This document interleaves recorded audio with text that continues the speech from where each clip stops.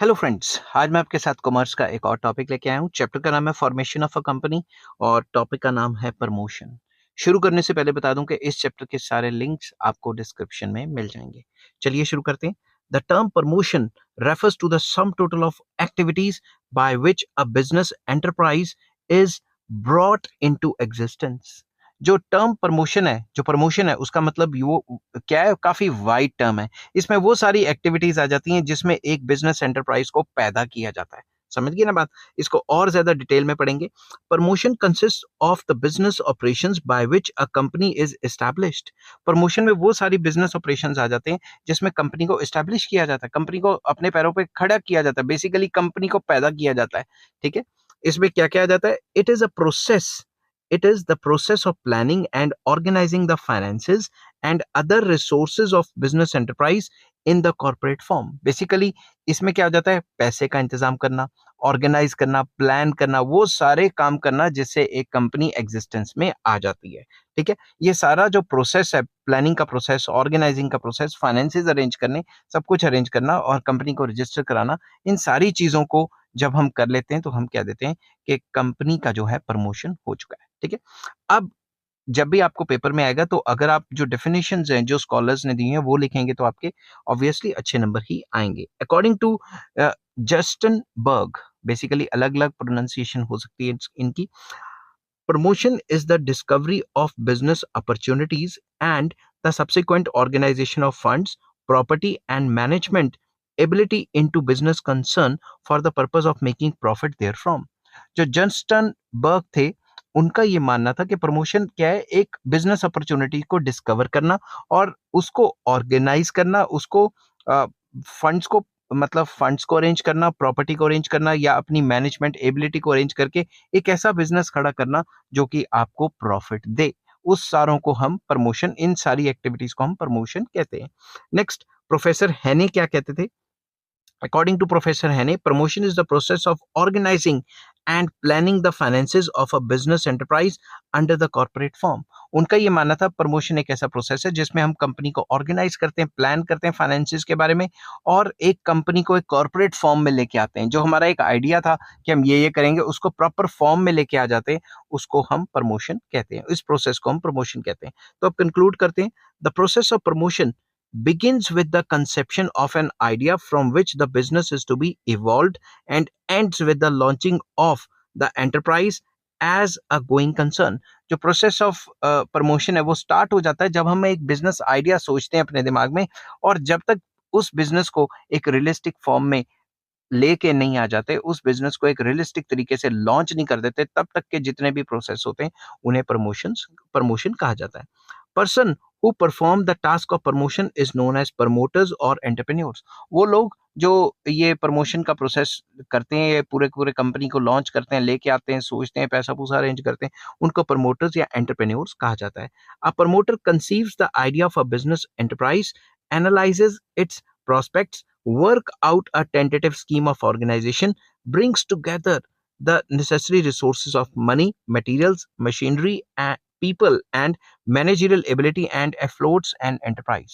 तो simple words में promoter कौन है? जो बिजनेस आइडिया के बारे में सबसे पहले सोचता है और उसको वर्कआउट करता है, उस स्कीम को ऑर्गेनाइज करता है और necessary man and material and जो प्रॉपर्टी है या एसेट्स है उनको, फाइनेंशियल रिसोर्सेज को अरेंज करता है और उस एंटरप्राइज को रजिस्टर करवाता है। ठीक है। तो वो प्रमोटर होता है। आई होप ये वीडियो आपको पसंद आई होगी।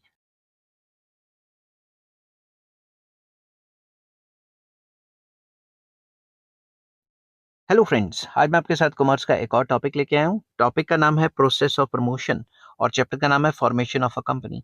शुरू करने से पहले बता दूं कि इस चैप्टर के सारे लिंक्स आपको डिस्क्रिप्शन में मिल जाएंगे। इससे पिछली वीडियो मैंने बनाई थी कि प्रमोशन होता क्या है, उसकी meaning and definition.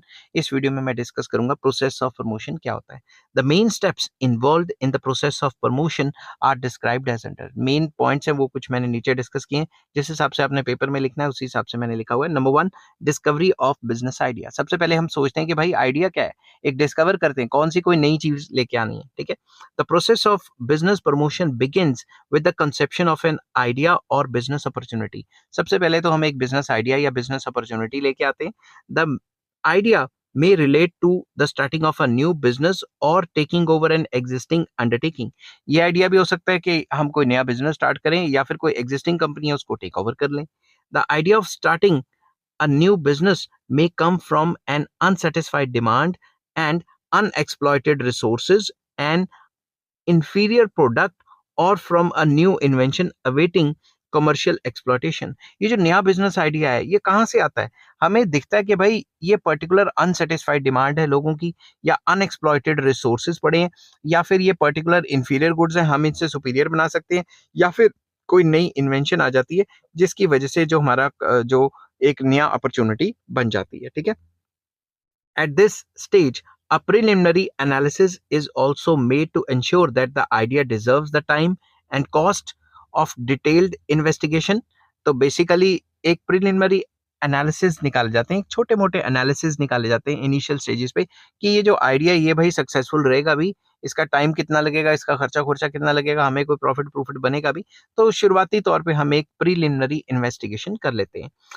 Many new enterprises fail because the conception of idea on which they were based was faulty. नई नई एंटरप्राइजेस ज्यादातर बंद इसलिए हो जाती हैं क्योंकि जो आइडिया था वो रियलिस्टिक फॉर्म में नहीं आ पाया और उसको अच्छे तरीके से प्लान नहीं किया गया. फॉल्टी प्लानिंग या फॉल्टी आइडिया भी इसको कहा जा सकता है. सेकंड पॉइंट, पहला पॉइंट क्या था, हमने एक बिजनेस आइडिया को डिस्कवर कर लिया. दूसरा, डिटेल्ड इन्वेस्टिगेशन, उसके बारे में डिटेल देखनी है कि भाई ये कहाँ से होगा, कैसे होगा, कितना पैसा खर्च होगा, प्रॉफिट होगा भी होगा नहीं होगा. Once the idea has been conceived, a thorough investigation is made to establish the soundness of the proposition in terms of technical feasibility and commercial viability. तो एक बार हम अपनी ये जो बिजनेस आइडिया उसको डिस्कवर कर लेते हैं, उसके बाद हम देखते हैं कि भाई ये जो आइडिया ये साउंड भी है, ये सही भी है, इसकी टेक्निकल फिजिबिलिटी है, क्या ये टेक्निकली पॉसिबल है चीजें, और कमर्शियली वायबल भी है, प्रॉफिट देगा भी कि नहीं देगा. Detailed investigation involves the study of market demand, availability and cost of raw materials, machinery and other factors of production, degree of potential competition आना था, इधर मैंने potential लिख दिया, रुको 2 minute. Degree of potential competition कि भाई इसमें कंपटीशन कितना है और प्रोबेबल सेलिंग प्राइस क्या रहेगा, हमारा प्रॉफिट्स एटसेट्रा एटसेट्रा. तो डिटेल्ड इन्वेस्टिगेशन में हम स्टडी करेंगे कि मार्केट में ये चीज़ कितनी बिकती है, डिमांड भी है, ये जो रॉ मटेरियल है उसका कितना खर्चा आएगा, मशीनें कौन कौन सी चाहिए होंगी, और कौन कौन से फैक्टर्स ऑफ प्रोडक्शन होंगे, और इस जो हम चीज़ लेके आ रहे हैं, जो हम गुड या सर्विस लेके आ रहे हैं, इसका कंपटीशन क्या मार्केट में, और इसको कितने रुपए में बेचेंगे और तकरीबन कितना प्रॉफिट कमाएंगे. सच investigation may be conducted by expert engineers, financial analysts, valuers etc. तो ये जो अपनी फील्ड में एक्सपर्ट बंदे होते हैं उनको ये जो है टास्क दे दिए जाते हैं. The purpose of detailed investigation is to ensure that estimated income will be sufficient to meet the estimated expenses and returns to investors for a risks taken by them. Basically ये detailed investigation किस लिए की जा रही है कि भाई जो भी हम सामान बना के बेचेंगे, गुड या सर्विस, वो उतना प्रॉफिट दे भी पाएगा जितना इन्वेस्टर्स को मतलब चाहिए या जितना उनको एक्सपेक्टेड है. अगर उतना नहीं दे पाएगा तो कोई और काम कर लेंगे, जरूरी थोड़ा ना यही काम करना है. आफ्टर इन्वेस्टिगेशन इज कंप्लीटेड, एक बार इन्वेस्टिगेशन खत्म हो जाए, the findings are presented in the project report और फिजिबिलिटी रिपोर्ट. जो भी फाइंडिंग्स होंगी वो प्रोजेक्ट रिपोर्ट या फिजिबिलिटी रिपोर्ट में आ जाएंगी. The reports helps in judging whether the proposition will yield the fair return on the investment and for the risk undertaken. तो रिपोर्ट में सारा क्लियर हो जाएगा कि जो हम रिस्क लेना चाहते हैं ये भाई वाइबल है, सही भी है, ये फेयर रिटर्न देगी ये वाली इन्वेस्टमेंट या नहीं देगी. It is also helpful in procuring licences and finance from the government agencies. Basically ये रिपोर्ट के थ्रू ही हम लाइसेंसेज या फिर जो फाइनेंस है उसको प्रोक्योर कर सकते हैं, लोगों को दिखा सकते हैं, देखो जी हमारा ये आइडिया ऐसे ऐसे होगा वगैरह वगैरह. इन्वेस्टर्स को भी इनकरेज कर सकते हैं. The report contains the data collected, estimates of the cost and revenue, experts opinion and recommendations etc. तो रिपोर्ट के अंदर पूरा आ जाता है कि डाटा कलेक्शन का आ जाता है, पूरा कॉस्ट कितनी होगी, रेवेन्यू कितनी होगी, उसके एस्टिमेट्स आ जाते हैं, एक्सपर्ट्स के क्या ओपिनियन है वो सब कुछ आ जाते हैं. The report may be verified through independent appraisal before giving final approval to the proposition. जो ये रिपोर्ट्स हैं ये इंडिपेंडेंट एजेंसीज हैं, वो भी एक बार गो थ्रू हो जाती है, उनके थ्रू भी जो है चेकिंग कराई जाती है कि ये सारा का सारा सही रहेगा भी या ऐसे ही हम हवाई प्लान बना रहे हैं. समझिए बात. तो एक बार ये सारा का सारा काम करने के बाद अगर हमें लगता है कि भाई सब कुछ सही चल रहा है तो फिर हम क्या करते हैं, असेंबलिंग. थर्ड पॉइंट आ जाता है assembling. Once the promoter is convinced of the feasibility and profitability of the proposition, he takes steps to give the idea a practical shape. वो क्या करता है, एक बार उसे पता लग जाता है कि भाई काम अच्छा है, प्रॉफिटेबल है, तो अब ये वो जो आइडिया था उसको प्रैक्टिकल शेप देनी शुरू कर देता है. He persuades other persons to join hands with him and gets the invention made. वो बाकी लोगों को अपने साथ जोड़ने की कोशिश करता है और कहता है कि आ जाओ भाई इकट्ठे ये नया आइडिया को कोई काम करते हैं, ठीक है, प्रॉफिटेबल जॉब है. तो कन्विंस करने की कोशिश करता है, प्रेशराइज करता है बाकियों को भी ताकि वो भी ज्वाइन करें. ही मे ऑल्सो एक्वायर सम पेटेंट राइट्स, क्या पता वो पेटेंट राइट्स भी ले ले नई नई चीजों पे जो उसने इन्वेंट की हैं या डिस्कवर की है. ही सिलेक्ट्स द फैक्ट्री साइट, वो फैक्ट्री साइट सिलेक्ट करेगा. Decides about the plant and machinery and contacts suppliers of the raw material etcetera. तो वो एक साइट देखेगा फैक्ट्री के लिए या प्लांट देखेगा, मशीनरी देखेगा और कॉन्टैक्ट करेगा किनको, जो सप्लायर्स ऑफ रॉ मटेरियल है कि हमें इतना इतना सामान चाहिए होगा, ठीक है. assembling assembling also involves making contracts for the purchase of materials, building machinery, tools, capital, etc etc. तो वो कॉन्ट्रैक्ट्स भी करेगा वेरियस जो है रॉ मटेरियल के सोर्सेज या जो बिल्डर्स हैं उनके साथ, या जो मशीनरी लेने वाले हैं उनके साथ, या टूल्स एंड कैपिटल या पैसा उनके मतलब वेरियस जो सोर्सेज रिक्वायर्ड हैं एक बिजनेस आइडिया को एक प्रैक्टिकल शेप में लाने के लिए, उसके लिए जितनी भी चीजें चाहिए वो वेरियस पर्सन जो है उनसे कॉन्ट्रैक्ट्स भी करेगा. Decisions have to be made regarding the size, layout, etc. of the enterprise. ये डिसीजन भी लिए जाएंगे कि स्मॉल साइज पे काम करना है, लार्ज साइज पे काम करना है, लेआउट क्या होगा एंटरप्राइज का या कंपनी का. Plans are prepared for the procurement of required workers and executives. ये प्लान बनाए जाएंगे कि इन वर्कर्स को हायर करना है, ये क्वालिफिकेशंस होनी चाहिए और ये एग्जीक्यूटिव मतलब बंदों को हायर करना, ठीक है. उसके बाद financing of proposition, next stage आ जाता है. At this stage financial plans are prepared with respect to capitalization, capital structure, time and method of capital issue etcetera etcetera.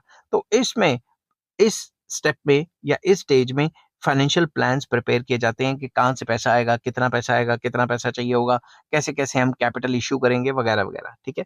The financial requirements are estimated and the resources from which the money will come are discussed. ये देखा जाता है कि भाई company की financial requirement कितनी होगी और एस्टिमेट किया जाता है कहाँ कहाँ से ये पैसा हमें मिलेगा, मतलब हमें मतलब उस प्रमोटर को मिलेगा.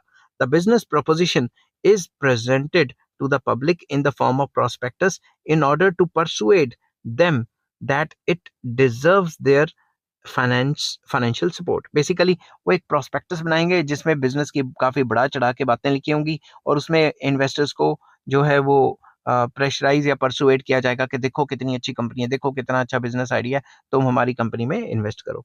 Agreements are made with underwriters, stock brokers, bankers etcetera etcetera. तो इनके साथ भी एग्रीमेंट किए जाएंगे ताकि मार्केट में शेयर लॉन्च करें या फिर बैंकर से पैसा वगैरह लें वगैरह वगैरह, ठीक है. तो कैपिटल रेज करने का इशू इसमें आ जाता है. तो ये था फोर्थ स्टेप. तो आई होप ये वीडियो आपको पसंद आई होगी.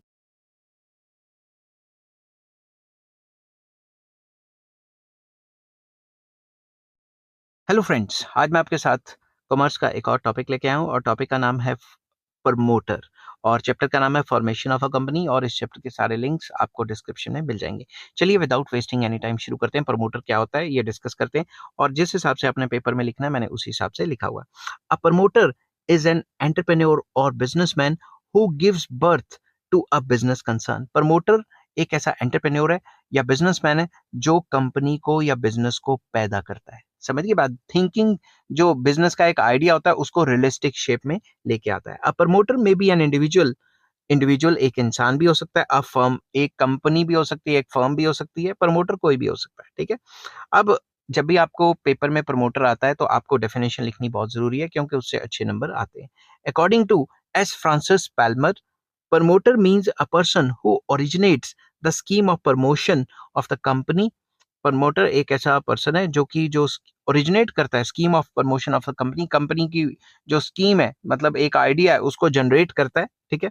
Has the memorandum and articles prepared, वो memorandum of association and article of association को प्रिपेयर करता है. Executed and registered and finds the first directors, settles the terms of preliminary contracts and prospectus and make arrangements for advertising and circulating the prospectus and the capital. Basically वो कह रहे हैं कि promoter एक ऐसा person है जो कि आइडिया को जनरेट करता है, आइडिया को रियलिस्टिक शेप में लेके आता है, memorandum of association and article of association को प्रिपेयर करता है, और ये जो कंपनी है उसको एग्जीक्यूट करके रजिस्टर कराता है, और फर्स्ट डायरेक्टर्स में से होता है, और वो सारे के सारे कॉन्ट्रैक्ट सेटल करता है और प्रोस्पेक्टस भी बनाता है, ताकि वो जो कैपिटल है या जो पैसा है उसको लेके आ सके कंपनी में। ठीक है, इन्वेस्टर्स को प्रेशराइज कर सके कि वो कंपनी में इन्वेस्ट करें। Under the Companies Act 2013, a promoter means a person who has been named as such in the prospectus or is identified by the company in its annual return. तो basically companies act कहती हैं कि भाई वो बंदा promoter है जिसका prospectus में नाम लिखा है एज अ प्रमोटर। समझ की बात। Second, who has control over the affairs of the company directly indirectly, whether as a stock holder, stake holder sorry, stake holder, director और अदरवाइज। दूसरा ये हो सकता है कि जो बेसिकली प्रमोटर है वो हो सकता है जो कि पूरा कंट्रोल रखता है कंपनी के ऊपर डायरेक्टली या इनडायरेक्टली। वो कंपनी का स्टेक होल्डर भी हो सकता है, डायरेक्टर भी हो सकता है। In accordance with whose advice, directions or structures of the board of directors the company is accustomed to act। Basically कोई भी ऐसा पर्सन जिसकी एडवाइस पे जो या डायरेक्शंस पे बोर्ड ऑफ डायरेक्टर्स जो हैं वो काम करें।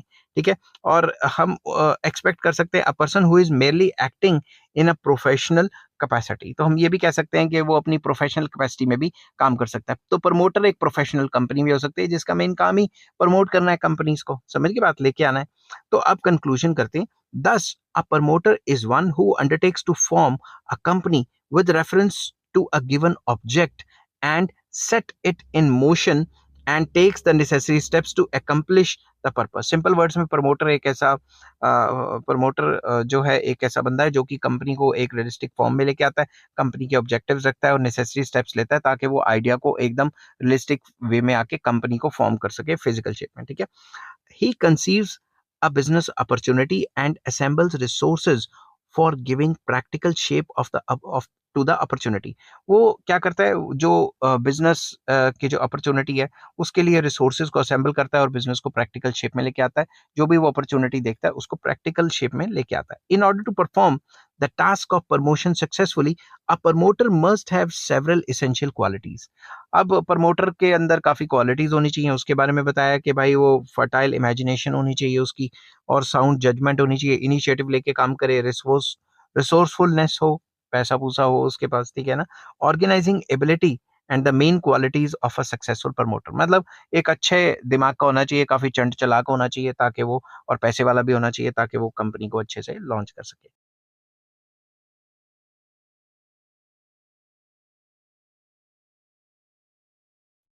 हेलो फ्रेंड्स, आज मैं आपके साथ कॉमर्स का एक और टॉपिक लेके आया हूँ। टॉपिक का नाम है टाइप्स ऑफ प्रमोटर, चैप्टर का नाम है फॉर्मेशन ऑफ अ कंपनी, और इस चैप्टर के सारे लिंक्स आपको डिस्क्रिप्शन में मिल जाएंगे। चलिए शुरू करते हैं without wasting any time.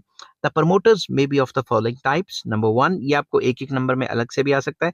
Professional promoters. Professional promoters कौन से होते हैं? These promoters are specialised agencies and promotion is their whole time occupation. ये एक प्रोफेशनलाइज स्पेशलाइज्ड एजेंसी होती है जिनका काम ही प्रमोशन करना है, जो नई नई कंपनी के बिजनेस आइडियाज को लेके एकदम कंपनी को लॉन्च करने के लिए पूरा का पूरा जो कंसर्न पर्सन है उनको हेल्प करते हैं। ये प्रोफेशनल प्रमोटर्स हैं। As specialists in forming new business ventures they promote business enterprises and hand over the management of such enterprises to their owners और शेयर होल्डर्स। सिंपल वर्ड्स में इनका main काम क्या है? कंपनी को प्रमोट करना, company को लेके आना, उस बिजनेस आइडिया को जनरेट करके मतलब रियलिस्टिक फॉर्म में कंपनी को लेके आना, और बाद में जब कंपनी बन जाएगी उस कंपनी को उस कंपनी के मालिकों के हाथ में या शेयर होल्डर्स के हाथ में सौंप देना। समझ गई बात? सेकंड आ जाता है accidental promoters. These promoters are not specialist in company formation and promotion is not their whole time job. Basically ये वो प्रमोटर है जो स्पेशलिस्ट नहीं है कंपनी बनाने में। समझ गए बात? और कोई कंपनी को जो है वो प्रमोट करना या कंपनी को फिजिकल फॉर्म में लेके आना उनका मेन काम नहीं है। They promote their own firms as entrepreneurs. वो अपनी खुद की कंपनियां लेके आते हैं एज एंटरप्रेन्योर। समझ गई बात? They own and manage the enterprises promoted by them. जो उनकी खुद की कंपनी होती है उसी को आगे लेके आते हैं, उसी को मैनेज करते हैं। समझ गई बात? वो किराए पे नहीं होते, जैसे पहला पॉइंट वाला किराए पे ले लेना प्रमोटर्स को और उनसे काम कराना। Such promoters are also known as occasional promoters, क्योंकि उन्होंने तो खुद की कंपनी लेके आनी है, कौन सा रोज-रोज कंपनी खोलनी है उन्होंने, समझ गई बात? नेक्स्ट आ जाता है फाइनेंशियल प्रमोटर्स, जैसा कि नाम है financial, financial and investment promoters float their new enterprises during favourable conditions in the securities market. तो जब भी सिक्योरिटीज मार्केट, शेयर मार्केट में जो फेवरेबल कंडीशंस उनको लगती हैं, तब वो अपनी कंपनी को प्रमोट करते हैं। They are interested in mainly making gains from favourable investment climate rather than in the commercial success of the enterprise. उनका मकसद ये नहीं होता कि कंपनी बहुत ज्यादा कमर्शियली सक्सेसफुल रहे या ये रहे, उनका मेन काम होता है कि भाई शेयर मार्केट में जब भी काफी शेयर मार्केट ऊपर चल रही है, काफी भागी हुई है, तब अपना बिजनेस लॉन्च कर देते हैं और लोगों को क्या कहते हैं, इन्वेस्ट करवा देते हैं लोगों के शेयर्स शेयर मार्केट के थ्रू। तो होता क्या है कि नॉर्मल सी कंपनी होती है, जब मार्केट अच्छी चल रही होती है तो हायर वैल्यूएशंस पे अपने शेयर आम बंदे को बेच देते हैं, और जब मार्केट गिर जाती है तो उन बंदों को लॉस हो जाता है, वो अपना हिस्सा बेच के निकल जाते हैं। समझ की बात है, ऐसा शेयर मार्केट में होता रहता है। Next, technical promoters, these promoters promote new enterprise on the basis of their specialised knowledge and training in the technical fields. Basically ये वो टेक्निकल प्रमोटर्स हैं जो एक पर्टिकुलर फील्ड में वो स्पेशलाइज्ड है, और वो उस फील्ड में जो है फैक्ट्री या कंपनी की मदद करते हैं उसे मतलब आने में, समझ गई बात? They charge fees for their services, वो अपनी सर्विसेज की फीस चार्ज करते हैं। जैसे फॉर एग्जांपल मैंने कोई कंपनी देखनी है, मगर मैं उसकी टेक्निकल वायबिलिटी देख रहा हूँ, तो मैं जो टेक्निकल इंजीनियर होगा उसी को हायर करूंगा ना, कंसर्न फील्ड का। Technicians, consultants and engineers may also promote enterprises to make commercial use of their inventions. तो ये बेसिकली जो टेक्निकल बंदे हैं उनको टेक्निकल प्रमोटर कहा जाता है, जो देखते हैं कि कंपनी टेक्निकली वायबल है भी है कि नहीं। ठीक है, ये प्रोफेशनलाइज्ड बंदे होते हैं। नेक्स्ट आ जाता है specialised institutions.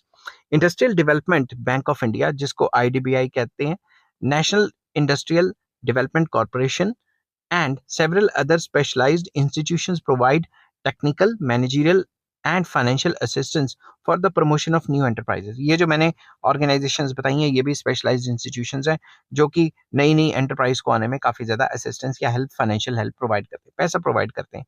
These institutions collaborate with the entrepreneurs to launch new enterprises। ये नई नई कंपनीज जो स्टार्टअप्स वगैरह हैं उनके साथ कोलैबोरेट करके मतलब उनको हेल्प करते हैं फाइनेंशियली, ताकि वो प्रमोट कर सकें कंपनी को, एक रियलिस्टिक तरीके से लेके आ सकें सामने।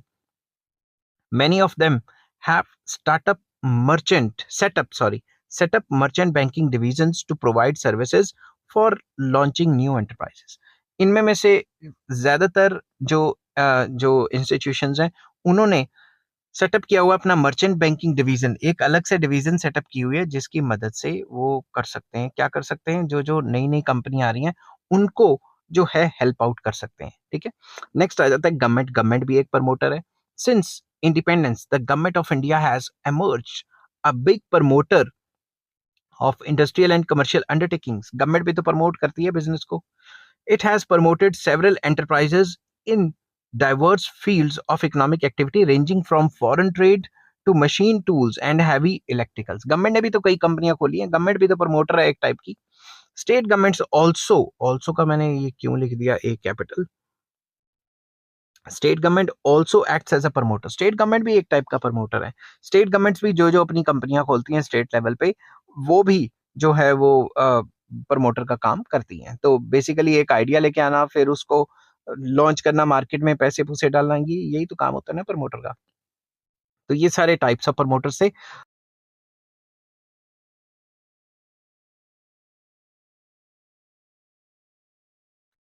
हेलो फ्रेंड्स, आज मैं आपके साथ कॉमर्स का एक और टॉपिक लेके आया हूँ, और टॉपिक का नाम है रोल ऑफ प्रमोटर। प्रमोटर का क्या रोल है वो डिस्कस करेंगे। चैप्टर का नाम है फॉर्मेशन ऑफ अ कंपनी, और इस चैप्टर के सारे लिंक्स आपको डिस्क्रिप्शन में मिल जाएंगे। चलिए शुरू करते हैं।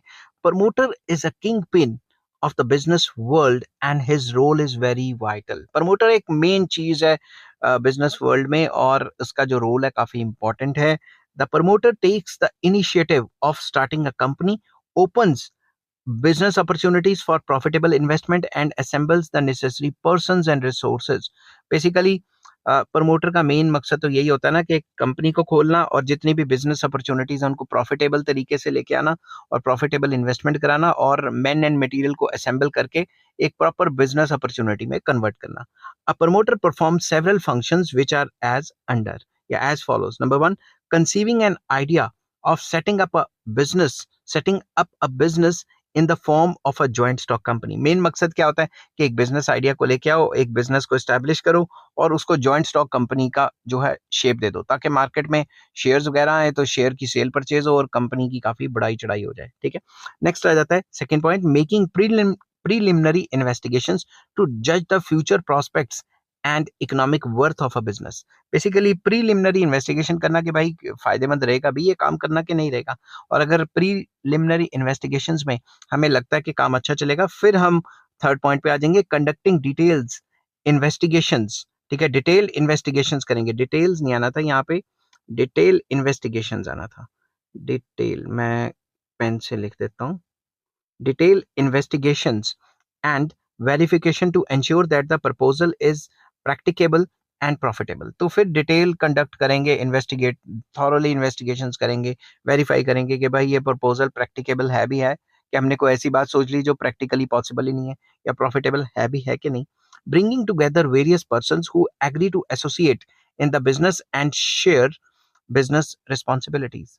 अपने साथ काफी लोगों को जोड़ना और उनके साथ बिजनेस और जो जो अदर टेक्निकलिटीज है उनको शेयर करना. समझ गए बात. एक अकेले बंदे के लिए तो काफी मुश्किल हो जाएगा.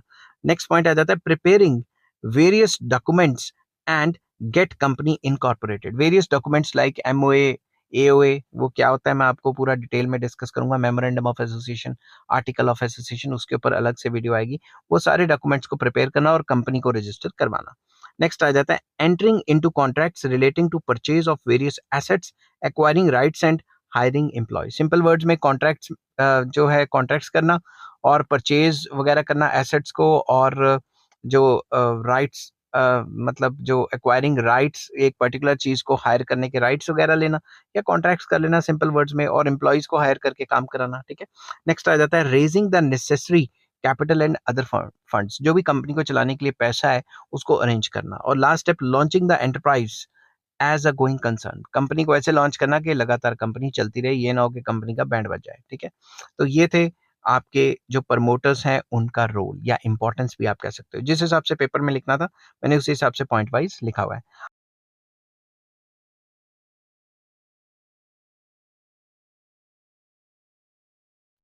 हेलो फ्रेंड्स, आज मैं आपके साथ कॉमर्स का एक और टॉपिक लेके आया हूँ और टॉपिक का नाम है duties oblique liabilities of a promoter. जो प्रमोटर्स हैं उनकी उनकी जो है ड्यूटीज क्या होती हैं, लायबिलिटीज क्या होती हैं, वो डिस्कस करेंगे. इससे पिछली वीडियो में मैंने बताया था प्रमोटर क्या होता है और प्रमोटर का रोल क्या है, टाइप्स ऑफ प्रमोटर्स, उनके भी लिंक आपको डिस्क्रिप्शन में मिल जाएंगे. चलिए शुरू करते हैं.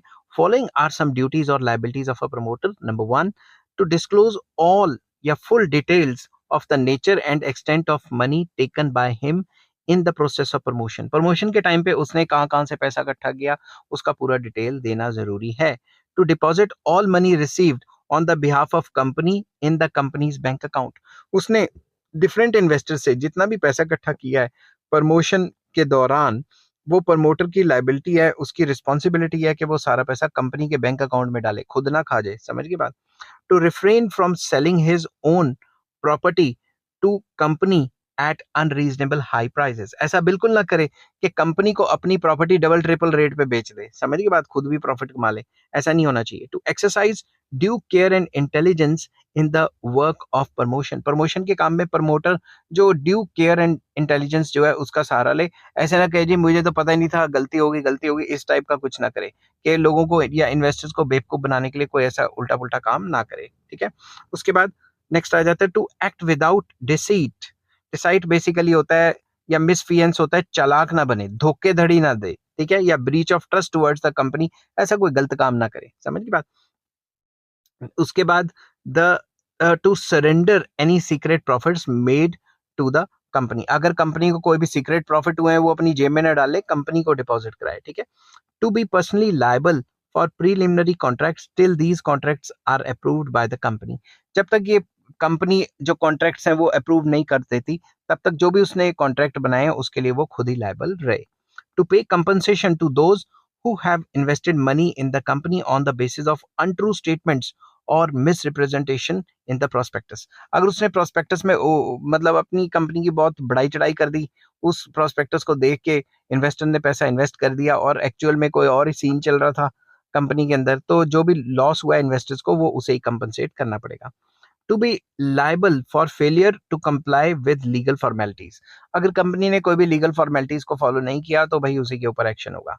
To make good any loss caused to the company on account of negligence and breach of trust, अगर उसने कोई भी गलत काम कर दिया या अपनी नेग्लिजेंस कर ली और कंपनी को लॉस हो गया तो उसका लॉस की भरपाई उसी को ही करनी पड़ेगी। समझ गई बात। नेक्स्ट टॉपिक लेके आऊंगा, incorporation of a company.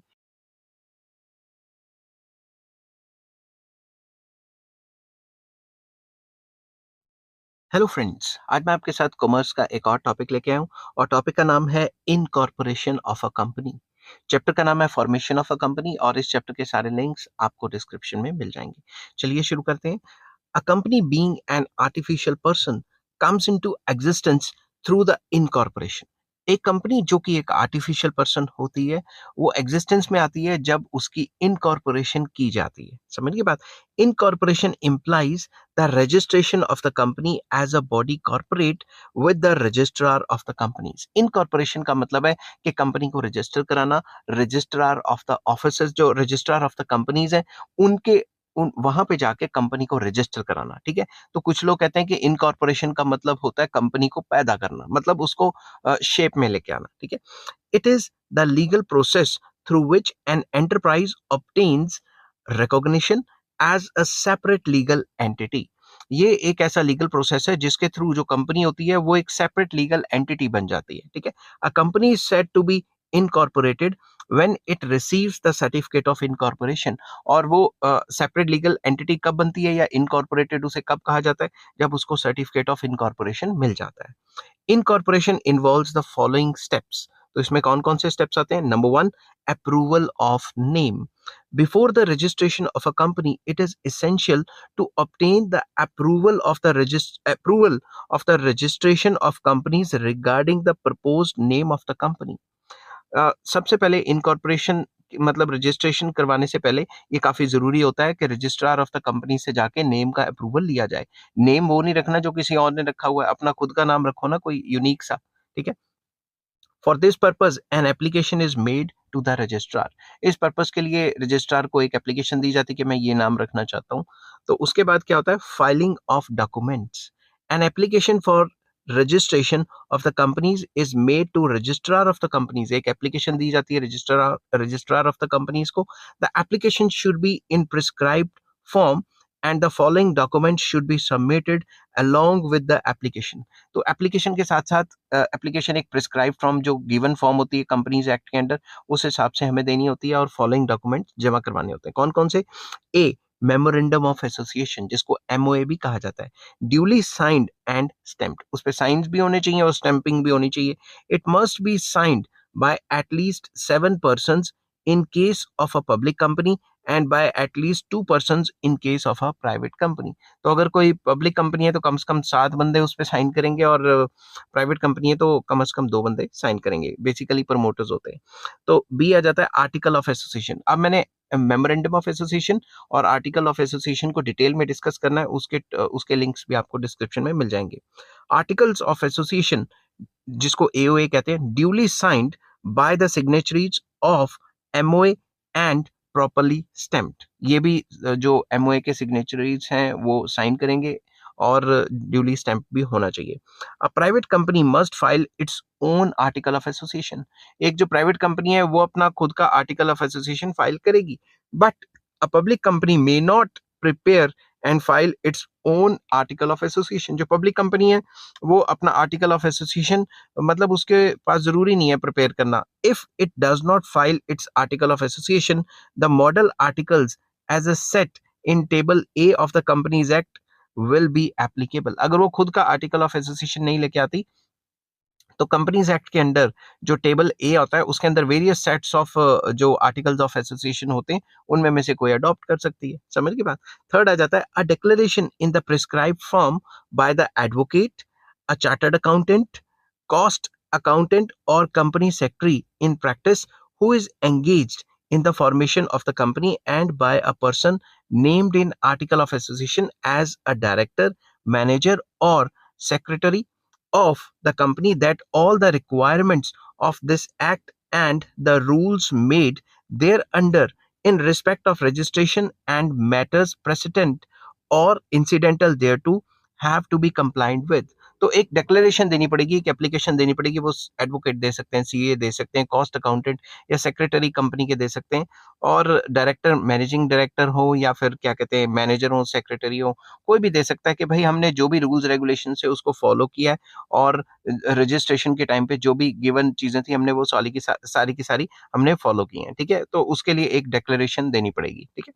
Next आ जाता है an affidavit from each of the subscribers of the memorandum and from persons named as the first directors, if any, in the articles, that he is not convicted of any offense in connection with the promotion, formation, or management of any company, or that he has not been guilty of any fraud or misfeasance or any breach of duty to any company under this act or any previous company law during the preceding 5 years, and that all the documents filed with the registrar for registration of the company contain information that is correct and complete and true to the best of his or her knowledge and belief। तो simple words में एक affidavit देना पड़ेगा जितने भी जो subscribers of the company है, जो मतलब जिन्होंने मेमोरेंडम पे साइन किया है, या वो पर्सन्स जो कंपनी के फर्स्ट डायरेक्टर हैं, उनको ये रिटन में एफिडेविट देना पड़ेगा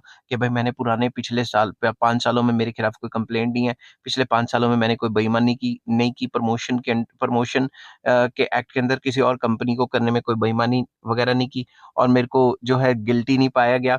मतलब ऐसे ही है कि भाई मैं 2 नंबर का बंदा नहीं हूँ, मैं 1 नंबर का बंदा हूँ, पिछले 5 साल पे मेरे ऊपर ऐसा कोई लालचन या कोई केस नहीं लगा, उसे वो डिक्लेरेशन में देना पड़ेगा। नेक्स्ट आ जाता है ई पॉइंट इसमें, the address for correspondence till it's registered office is established. तो जो एड्रेस है कॉरेस्पॉन्डेंस, जो चिट्ठियां जहां आएंगी जाएंगी, उसके लिए कोई एड्रेस देना पड़ेगा। नेक्स्ट आ जाता है the particulars of name including surname of the family, residential address, nationality, and such particulars of every subscriber to the memorandum, along with the proof of identity as may be prescribed, and in the case of subscriber being a body corporate, such as may be prescribed। Simple words में सारा का सारा जो है complete detail देनी पड़ेगी, जो भी जो प्रमोटर्स वगैरह हैं, डायरेक्टर्स वगैरह हैं, उनकी पूरी डिटेल देनी पड़ेगी, उनका नाम, उनका सरनेम, रेजिडेंशियल एड्रेस, नेशनैलिटी, वो सारे पर्टिकुलर्स देने पड़ेंगे।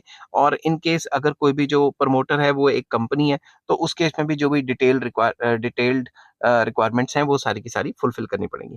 नेक्स्ट आ जाता है the particulars of the persons mentioned in the articles as the first directors of the company, their names including surnames or family names, the director identification number, residential address, nationality, and such other particulars including proof of identity as may be prescribed। तो उसके बाद आपको proper pro forma बना के ये भी देना पड़ेगा कि जो फर्स्ट डायरेक्टर्स हैं वो कंपनी के कौन से, उनके नाम, उनके आधार कार्ड या फिर उनके जो भी आइडेंटिफिकेशन नंबर्स हैं, पैन कार्ड, वो सारा, रेजिडेंशियल एड्रेस और डायरेक्टर आइडेंटिफिकेशन नंबर जो उनको मिला हुआ है, सारे पर्टिकुलर्स जो है प्रिस्क्राइब्ड फॉर्म में विद प्रूफ देने पड़ेंगे। नेक्स्ट आ जाता है the particulars of interest of the persons mentioned in the articles as the first directors of the company in the form or bodies corporate, along with their consent to act as directors of the company in such form and manner as may be prescribed। तो simple words में जो भी interested persons होंगे जिनका नाम articles में दिया होगा, या कंपनी के डायरेक्टर्स होंगे, या कोई बॉडी कॉर्पोरेट होगी, वो पूरा का पूरा अपना कंसेंट देगी कि they want to act as a director. जो भी प्रिस्क्राइब्ड मैनर है उसके अंदर वो रिटन फॉर्म में देगी कि हम इस कंपनी में जो है फर्स्ट डायरेक्टर्स की जो है पोजीशन पे आएंगे, अपना पूरा कंसेंट देंगे कंपनी को खोलने के लिए। तो ये भी एक प्रिस्क्राइब्ड फॉर्म होती है, उसमें देना पड़ेगा। अब सेकंड आ जाता है पेमेंट ऑफ फीस तो देनी पड़ेगी रजिस्ट्रार के ऑफिस में। Along with the above documents the company must pay the prescribed filing fees, ठीक है, stamp duty and registration fees. तो एक फाइलिंग फीस होती है कि फाइल करना, उसकी फीस, इनकॉर्पोरेशन के लिए स्टैंप ड्यूटीज देनी पड़ती हैं और रजिस्ट्रेशन फीस देनी पड़ती है। The amount of registration fees varies according to the amount of authorized capital of the company, fees कितनी होगी ये डिपेंड करता है कंपनी टू कंपनी, वो कितनी ऑथोराइज्ड कैपिटल लेके आ रही है, कौन सा बिजनेस करना है, इस पे डिपेंड करता है। नेक्स्ट आ जाता है registration. The registrar of the companies will carefully scrutinise the documents filed by the company. वो ध्यान से देखेगा कि जो भी डॉक्यूमेंट्स कंपनी ने फाइल किए हैं वो सही है, ठीक है। If he is satisfied that all the requirements regarding registration have been duly complied with, he will enter the name of the company in his register। अगर वो देखेगा कि जो भी डॉक्यूमेंट्स वगैरह हैं वो अच्छे से फाइल किए गए हैं और जो रिक्वायर्ड डॉक्यूमेंटेशन थी वो अच्छे से पूरी की गई है, तो वो उस कंपनी को अपने रजिस्टर में लिख लेगा। समझ गए बात, मतलब रजिस्टर कर लेगा। फिर उसके बाद क्या होगा, सर्टिफिकेट ऑफ इनकॉर्पोरेशन, उसे सर्टिफिकेट दे देगा, ठीक है। कंपनी को रजिस्ट्रेशन हो गई है तो उसका सर्टिफिकेट भी तो मिलना चाहिए। After registration the registrar will issue a certificate to the company, company को सर्टिफिकेट दे देगा। This certificate is called certificate of incorporation. इस सर्टिफिकेट को सर्टिफिकेट ऑफ इनकॉर्पोरेशन कहा जाता है। It is dated and signed by the registrar, इस पे डेट भी लिखी होती है और साइन भी किया होता है रजिस्ट्रार का। The company becomes a distinct legal entity with the perpetual succession and common seal from the date mentioned in this certificate। तो सिंपल वर्ड्स में ये जो कंपनी है ये सेपरेट लीगल एंटिटी बन जाती है इसकी, और एक सेपरेट कॉमन सील हो जाती है इस कंपनी की, और परपेचुअल सक्सेशन आ जाता है, मतलब कंपनी की शेप में आ जाती है जैसे ये इनकॉर्पोरेशन सर्टिफिकेट आएगा, ठीक है। मतलब जिस डेट को इशू हुआ। The certificate of incorporation is a conclusive proof of the fact that the company was duly incorporated. तो ये जो सर्टिफिकेट है ये काफी एक कंक्लूसिव प्रूफ है कि भाई कंपनी जो है इनकॉर्पोरेट हो गई है, कंपनी पैदा हो गई है, कंपनी लीगल एंटिटी बन गई है। The company comes into existence from the date of the certificate and its existence cannot be challenged even if a defect is found in the certificate of incorporation। अब वो legal मतलब legal shape में आ गई है और उसकी legal shape को मतलब चैलेंज नहीं किया जा सकता। अगर कोई डिफेक्ट निकले तो भी चैलेंज नहीं किया जा सकता, कोर्ट में जाके कर सकते हैं मगर खड़े पैर कंपनी को बंद नहीं करवा सकते, ठीक है। Along with the certificate of incorporation, registrar issues a corporate identity number, जिसको सीआईएन भी कहा जाता है, टू द कंपनी। तो हर एक कंपनी के कॉर्पोरेट आइडेंटिटी नंबर होता है, वो भी रजिस्ट्रार जो है इनकॉर्पोरेशन सर्टिफिकेट के साथ इशू कर देता है। आई होप ये वीडियो आपको पसंद आई होगी।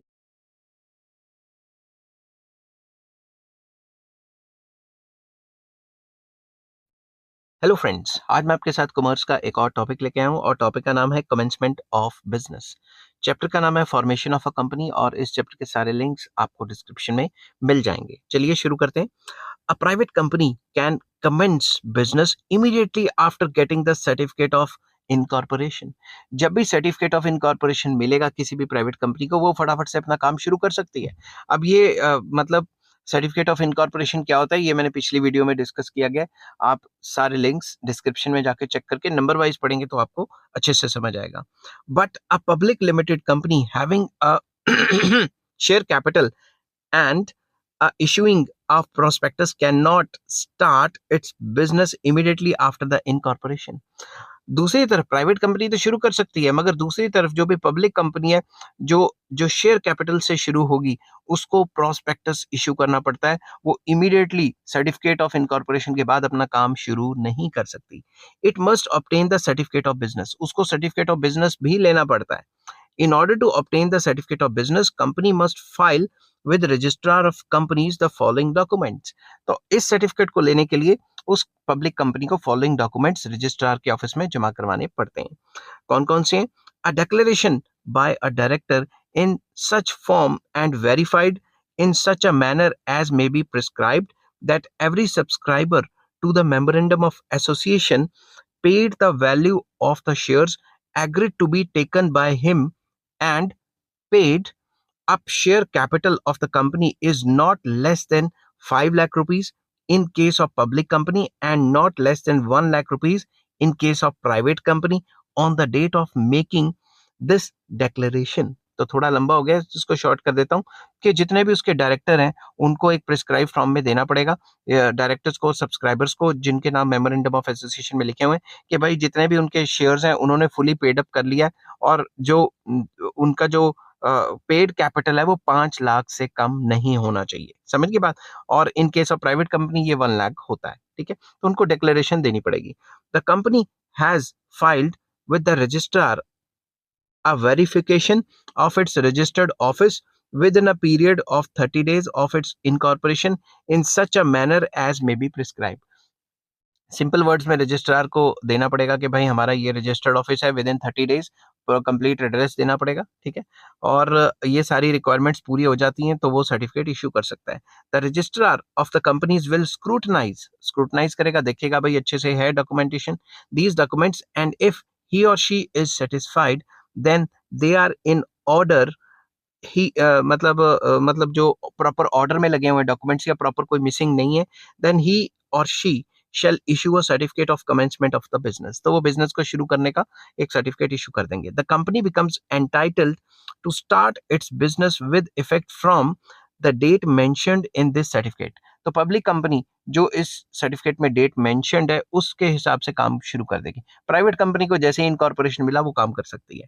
The certificate is a conclusive proof of the fact that the company has complied with all the legal formalities and it is legally entitle to commence the business, तो जो certificate होगा वो एक proof होगा कि भाई कंपनी ने सारी टर्म्स एंड कंडीशन फॉलो कर ली है, सारी डॉक्यूमेंटेशन जो है जमा करा दी है, और ये सर्टिफिकेट एक प्रूफ है कि जो उसकी जो लीगल एंटिटी है वो है और वो अपना बिजनेस स्टार्ट कर सकती है, सेपरेट लीगल एंटिटी है, ठीक है।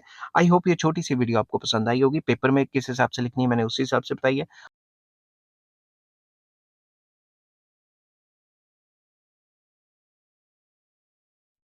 हेलो फ्रेंड्स, आज मैं आपके साथ इकोनॉमिक्स का कॉमर्स का एक और टॉपिक लेके आया हूँ, और टॉपिक का नाम है documents used in the formation of a company, कि जब भी आपको हम कोई कंपनी फॉर्म करते हैं उसमें कौन कौन से इंपॉर्टेंट डॉक्यूमेंट्स चाहिए होते हैं। और चैप्टर का नाम है फॉर्मेशन ऑफ अ कंपनी, और इस चैप्टर के सारे लिंक्स आपको डिस्क्रिप्शन में मिल जाएंगे। चलिए शुरू करते हैं without wasting any time. The formulation of a public company involves the preparation and filing of several documents. Some of these documents are as under. तो कोई भी पब्लिक कंपनी है उसको फॉलोइंग डॉक्यूमेंट्स जो है वो देने पड़ते हैं, और फॉलोइंग डॉक्यूमेंट्स जमा कराएगी तभी कंपनी फॉर्म कर सकती है, ठीक है। तो सबसे इंपॉर्टेंट डॉक्यूमेंट, सबसे पहला नंबर आ जाता है मेमोरेंडम ऑफ एसोसिएशन। ये डिटेल में मैंने नीचे डिस्कस किया, आपको सारे लिंक्स नीचे मिल जाएंगे। नेक्स्ट आ जाता है आर्टिकल ऑफ एसोसिएशन। थर्ड आ जाता है प्रोस्पेक्टस इशू करना पड़ता है, जिसमें कंपनी के सारी डिटेल्स होती हैं कि आने वाले टाइम पे क्या करेगी और किस तरीके से है, और फ्यूचर में इसके क्या प्रोस्पेक्ट्स हैं, और पास्ट टाइम में इसने क्या क्या किया है और कितना प्रॉफिटेबिलिटी में ये कंपनी रही है। नेक्स्ट आ जाता है statement in lieu of prospectus. तो ये चारों के चारों मैंने डिटेल वीडियो में डिस्कस किए हुए हैं, उसका लिंक भी आपको डिस्क्रिप्शन में मिल जाएगा। तो अगर आपको शॉर्ट क्वेश्चन आता है कि documents used in the formation of a company, तो आपने ये 4 डॉक्यूमेंट्स लिखने हैं।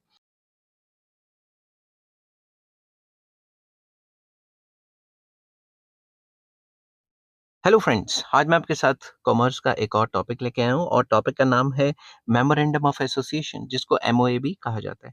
शुरू करने से पहले बता दूं कि इस चैप्टर के सारे लिंक्स आपको डिस्क्रिप्शन में मिल जाएंगे। चलिए शुरू करते हैं।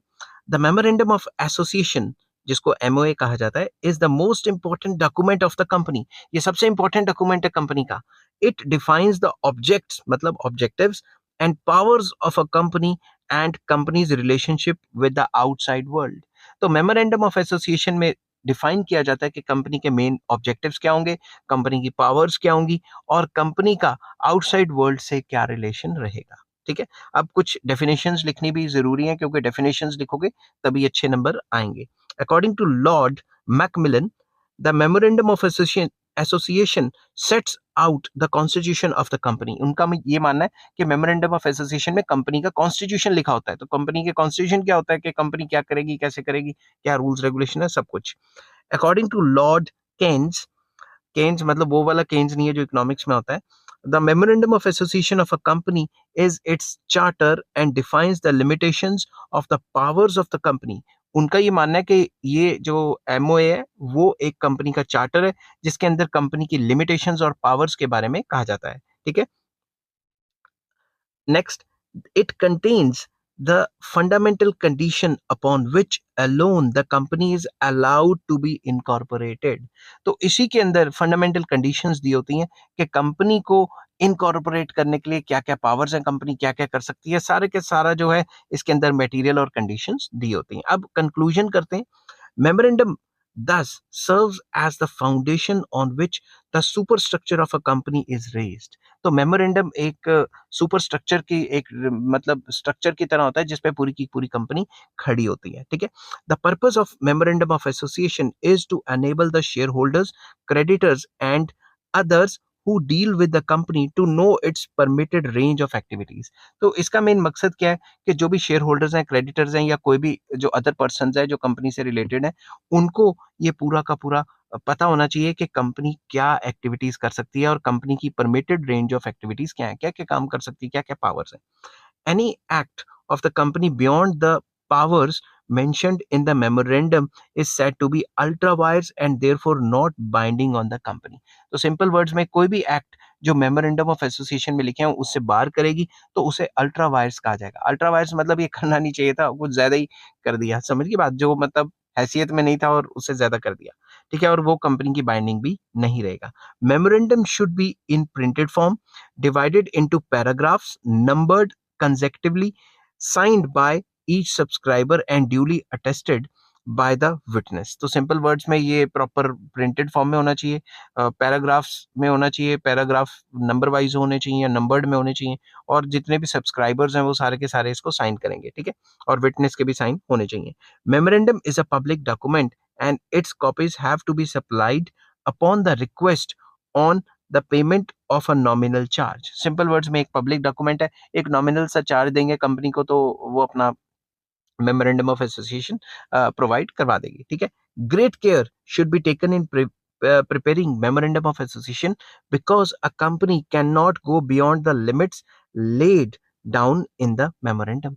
तो जब भी मेमोरेंडम ऑफ एसोसिएशन बना रहे हैं काफी ध्यान रखना पड़ता है, क्योंकि एक बार ये बन गए तो इनको थोड़ा चेंज करना काफी मुश्किल हो जाता है, और कंपनी की लिमिट्स दिखाता है मेमोरेंडम ऑफ एसोसिएशन कि कोई भी कंपनी इतना इतना काम कर सकती है, इस हद में रह के काम कर सकती है. समझिए बात. आई होप ये वीडियो आपको पसंद आई होगी.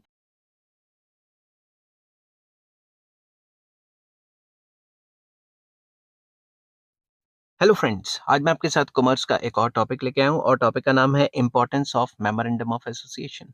डिस्कस करने से पहले बता दें कि चैप्टर का नाम है फॉर्मेशन ऑफ अ कंपनी और इस चैप्टर के सारे लिंक्स आपको डिस्क्रिप्शन में मिल जाएंगे. चलिए शुरू करते हैं. मेमोरेंडम ऑफ एसोसिएशन, जिसको एमओए भी कहा जाता है, इज द मोस्ट इसेंशियल या important document of a company due to the following reasons. तो सबसे पहले क्वेश्चन आएगा तो आपको पहले तो ये लिखना है कि ये बहुत इंपॉर्टेंट डॉक्यूमेंट है, फॉलोइंग आर द इंपॉर्टेंस. ठीक है, तो number one, it is the basis of the incorporation and a company cannot be registered without a memorandum of association. ये एक बेसिस है जिसके ऊपर कंपनी इनकॉर्पोरेट होती है, जिसके ऊपर कंपनी की रजिस्ट्रेशन होती है. अगर एमओई नहीं है, अगर मेमोरेंडम ऑफ एसोसिएशन नहीं है तो भूल जाओ कि रजिस्ट्रेशन हो सकती है. नेक्स्ट है, it determines the limits of a companies activities. ये डिटर्मिन करता है कि कंपनी की लिमिट्स क्या है, कंपनी क्या क्या काम करेगी. ठीक है, कंपनी का दायरा क्या है, स्कोप क्या है. Any activity done outside the scope of memorandum will be ultra vires and void. तो कोई भी काम कंपनी अपने दायरे से बाहर करती है, कोई एक्टिविटी करती है जो इसमें मेंशन नहीं है, तो वो अल्ट्रा वायर्स मानी जाएंगी या वॉइड मानी जाएंगी. समझ गई बात. नेक्स्ट आ जाता है, it informs the investors for the purposes for which their money will be utilised by the company. इसके अंदर वो भी लिखा होता है कि जो भी इन्वेस्टर से पैसा लिया गया है वो एक्चुअल में यूज कहाँ होगा. समझ की बात. अब अगर कोई फैक्ट्री बनाई है चेयर बनाने के लिए और बना रहे हैं गाड़ियां बना रहे हैं तो ऐसा तो नहीं ना होगा. तो इसमें लिखा होता है कि भाई जो इन्वेस्टर से पैसा लिया जा रहा है वो किन किन एक्टिविटीज में खर्च किया जाएगा और कौन कौन सी मैन्युफैक्चरिंग या को क्या काम किया जाएगा वो मेंशन होता है. It makes known to the shareholders the extent of their liability. तो इस डॉक्यूमेंट में लिखा होता है कि शेयर होल्डर्स की लाइबिलिटी क्या है. It defines the objective of the company. इसमें डिफाइन किया जाता है कि कंपनी के मेन मकसद क्या है, ऑब्जेक्टिव्स क्या है. It enables outsiders to know whether the company is authorized to enter into a particular transaction. इसमें लिखा होता है कि एक पर्टिकुलर कंपनी ये पर्टिकुलर काम कर सकती है या ये पर्टिकुलर तरीके से ट्रांजेक्शन्स कर सकती है कि नहीं कर सकती. इसमें एमओए में पूरी अच्छे तरीके से मेंशन होता है. It indicates the names and addresses of the people who have promoted the company. तो मेमोरेंडम ऑफ एसोसिएशन में names and full names and addresses होते हैं, जो भी कंपनी के प्रमोटर्स होते हैं उनका सारा का सारा नाम होता है. तो आपने ये देखा कि जो मेमोरेंडम ऑफ एसोसिएशन है वो काफी ज्यादा पावरफुल डॉक्यूमेंट है और इस डॉक्यूमेंट के बगैर रजिस्ट्रेशन हो ही नहीं सकती, कंपनी इनकॉर्पोरेशन में आ ही नहीं सकती. ठीक है, आई होप ये वीडियो आपको पसंद आई होगी. अगर पसंद आती है तो please like share and subscribe. Next topic मैं करवाऊंगा clauses of memorandum of association.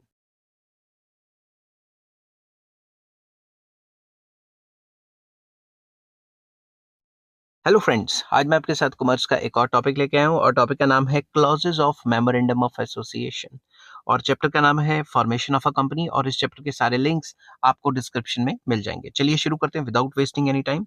The memorandum of association contains the following clauses. Number 1, the name clause. Name clause में कंपनी का नाम क्या होगा?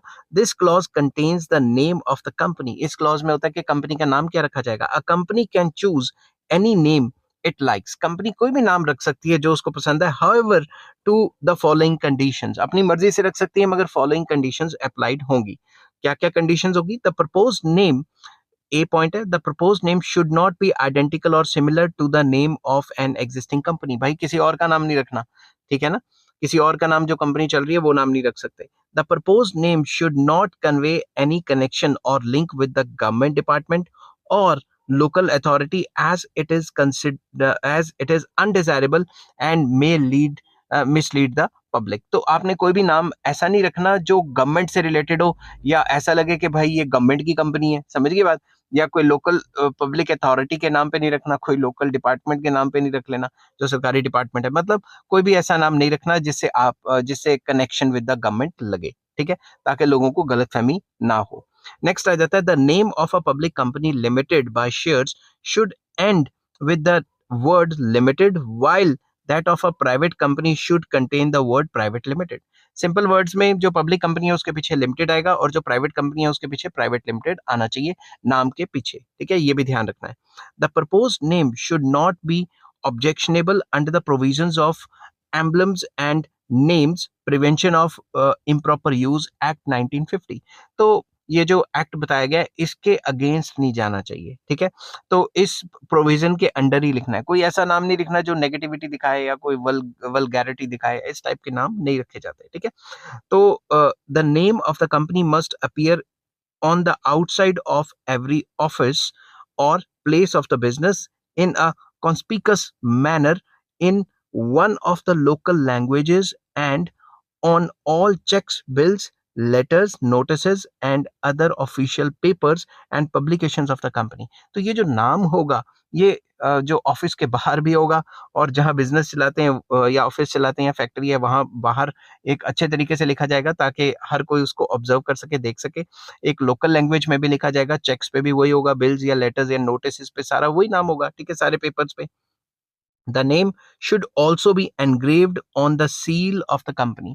जो नाम है वो कंपनी की सील के ऊपर भी होगा, क्योंकि हर जगह आप डायरेक्ट साइन थोड़ा ना करेंगे, कंपनी की सील या स्टैंप भी तो होगी ना, समझ गई बात? तो ये तो था नेम क्लॉज। सेकेंड आ जाता है सिचुएशन क्लॉज, जिसको डोमिसाइल क्लॉज भी कहा जाता है। This clause specifies the name of the state in which the registered office of the company is to be situated. इसमें वो जगह बताई जाएगी, वो स्टेट बताई जाएगी जहां कंपनी का रजिस्टर्ड ऑफिस है, ठीक है।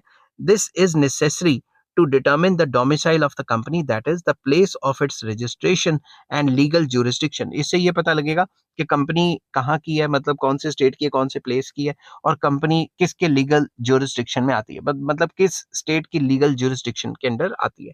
There is no statutory binding to give the exact address of the registered office in MOA. MOA में ये नहीं कि एग्जैक्ट एड्रेस देना है, ठीक है, मगर ज्यादातर एग्जैक्ट ही दिया जाता है। But it is a practice the but ये प्रैक्टिस है, बट इट इज क्या है यहाँ पे मैंने बट इन प्रैक्टिस यहाँ आना था, इट प्रैक्टिस नहीं आना था, यहाँ पे आना था बट इन प्रैक्टिस, ठीक है। But in practice the address of the registered office is given along with the names of the state. तो स्टेट के नाम के साथ साथ एग्जैक्ट एड्रेस भी दिया जाता है। ऐसा एमओए में लिखा नहीं कि एग्जैक्ट एड्रेस देना है, बट एग्जैक्ट एड्रेस दिया जाता है। अब ये स्पीड में लिखते लिखते मैंने इट की जगह इन की जगह मैंने इट लिख दिया, लग रहा है मैच मूच देख रहा हूँ उस टाइम, ठीक है। The purpose of stating the registered office is that all notices and circulars are sent to registered office। Simple words में यही है कि जो भी सर्कुलर्स हैं या नोटिसेज हैं या कोई भी जो कम्युनिकेशन है वो इस प्रॉपर एड्रेस पे जाए। Moreover important documents like register of members, register of debenture holders, register of charges etcetera are kept at the registered office of the companies. तो जितने भी इंपॉर्टेंट डॉक्यूमेंट्स होते हैं कि मेंबर्स का जो रजिस्टर होता है या फिर डिबेंचर होल्डर्स का जो रजिस्टर होता है, कई टाइप के रजिस्टर होते हैं, वो सारे के सारे रजिस्टर्ड ऑफिस में ही होने चाहिए, समझ गई बात? Next, the object clause, very important.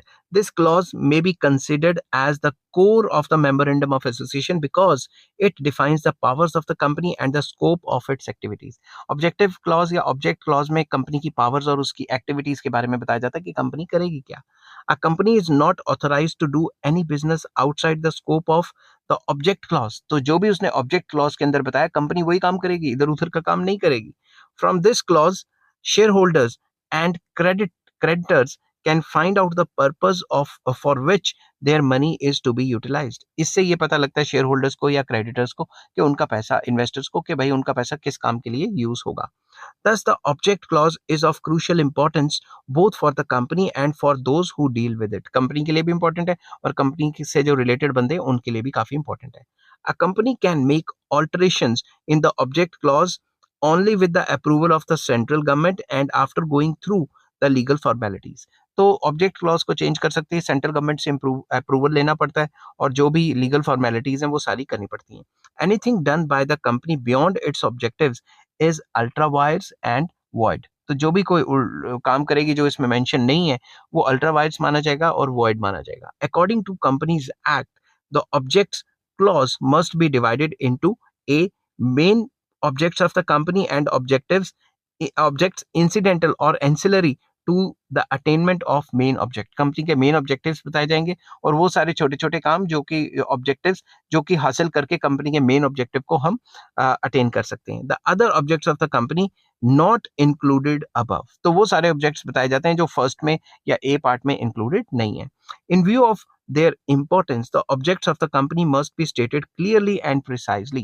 तो जो ऑब्जेक्ट्स होते हैं कंपनी के वो क्लियरली बताने चाहिए, प्रिसाइजली, कि भाई ये है, घुमा फिरा के लैंग्वेज में नहीं बताने. ठीक है. The objects must not be against the provisions of the companies act and against the public policy. तो जो भी ऑब्जेक्ट्स होंगे वो कंपनी लॉ के अगेंस्ट नहीं होने चाहिए और जो भी प्रोविजंस हैं कंपनी लॉज में उसके अगेंस्ट नहीं होने चाहिए और पब्लिक पॉलिसी के अगेंस्ट नहीं जाने चाहिए. The objects of the company must not be illegal, immoral and fraudulent. तो कोई भी ऐसे काम कंपनी के ऐसे ऑब्जेक्ट्स नहीं होंगे जो इलीगल होंगे, इमोरल और फ्रॉडुलेंट टाइप के होंगे. ठीक है. नेक्स्ट आ जाता है fourth point, the liability clause. This clause states that the liability of members is limited to the amount if any unpaid on the shares held by them. Simple words में कि liability clause बताता है कि जो members हैं उनकी liability कितनी है. लायबिलिटी अगर तो उन्होंने सारा शेयर्स के पैसे पेड अप पहले के दिए हुए हैं तो उनके ऊपर लायबिलिटी उतनी ही होगी जितना उन्होंने पेड अप कैपिटल दी हुई है. और अगर कुछ वैल्यू ऑफ शेयर्स अनपेड है तो उन्हों की जो लायबिलिटी है उनकी उतनी ही रह जाएगी जितनी उन्होंने अनपेड जो कैपिटल देनी है वो जमा करवानी पड़ेगी. तो सिंपल वर्ड्स में ये बताया गया है, इन case of companies limited by guarantee, this clause will also state the amount which every member undertakes to contribute to the assets of the company in the event of its winding up. कि जब भी company winding up हो रही होगी, जब company को बंद कर रहे होंगे तो मेंबर्स के ऊपर कितनी लायबिलिटी पड़ेगी, ये लायबिलिटी क्लॉज उसके बारे में बताता है. The memorandum of association may also provide for the unlimited liability of the directors. Member of association, ये जो मेमोरेंडम ऑफ एसोसिएशन है इसमें ये भी लिखा हो सकता है कि भाई जो मेंबर्स हैं उनकी कितनी लायबिलिटी है. It may go up to unlimited. ठीक है.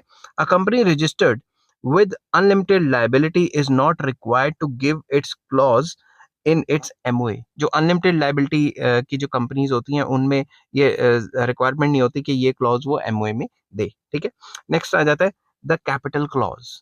This clause states that the total amount of the authorized share capital with which a company is to be registered. इसके अंदर ये लिखा होता है कि टोटल कितना कैपिटल है जिसे कंपनी रजिस्टर्ड हुई है. The division of capital into shares of fixed denomination and the number and types of shares are also mentioned under this clause. इस क्लॉज में होता है कि भाई कितने फेस वैल्यू के शेयर इशू किए गए हैं किन किन मेंबर्स को और किस टाइप के शेयर्स हैं वो भी सारा का सारा मेंशन होता है. Every limited company with share capital is required to give this clause. जो भी लिमिटेड कंपनीज हैं जिनके पास शेयर कैपिटल है उनको रिक्वायरमेंट होती है कि एमओए में ये चीज मेंशन करें. But an unlimited company having a share capital need not given the capital clause in its MOA. तो जो अनलिमिटेड टाइप की कंपनी है, अनलिमिटेड कंपनी है, वो इस टाइप के क्लॉज को फॉलो नहीं करती, मतलब नहीं करने की रिक्वायरमेंट उनकी. ठीक है. नेक्स्ट आ जाता है सब्सक्रिप्शन और association clause. This clause contains the full names, occupation and addresses of the subscribers to the memorandum. जो मेमोरेंडम के अंदर जिनका नाम लिखा है, बेसिकली प्रमोटर्स और रिलेटेड पर्सन जो है, उनका फुल नाम, ऑक्यूपेशन क्या है कंपनी में, एड्रेस वगैरह सब कुछ दिया जाता है.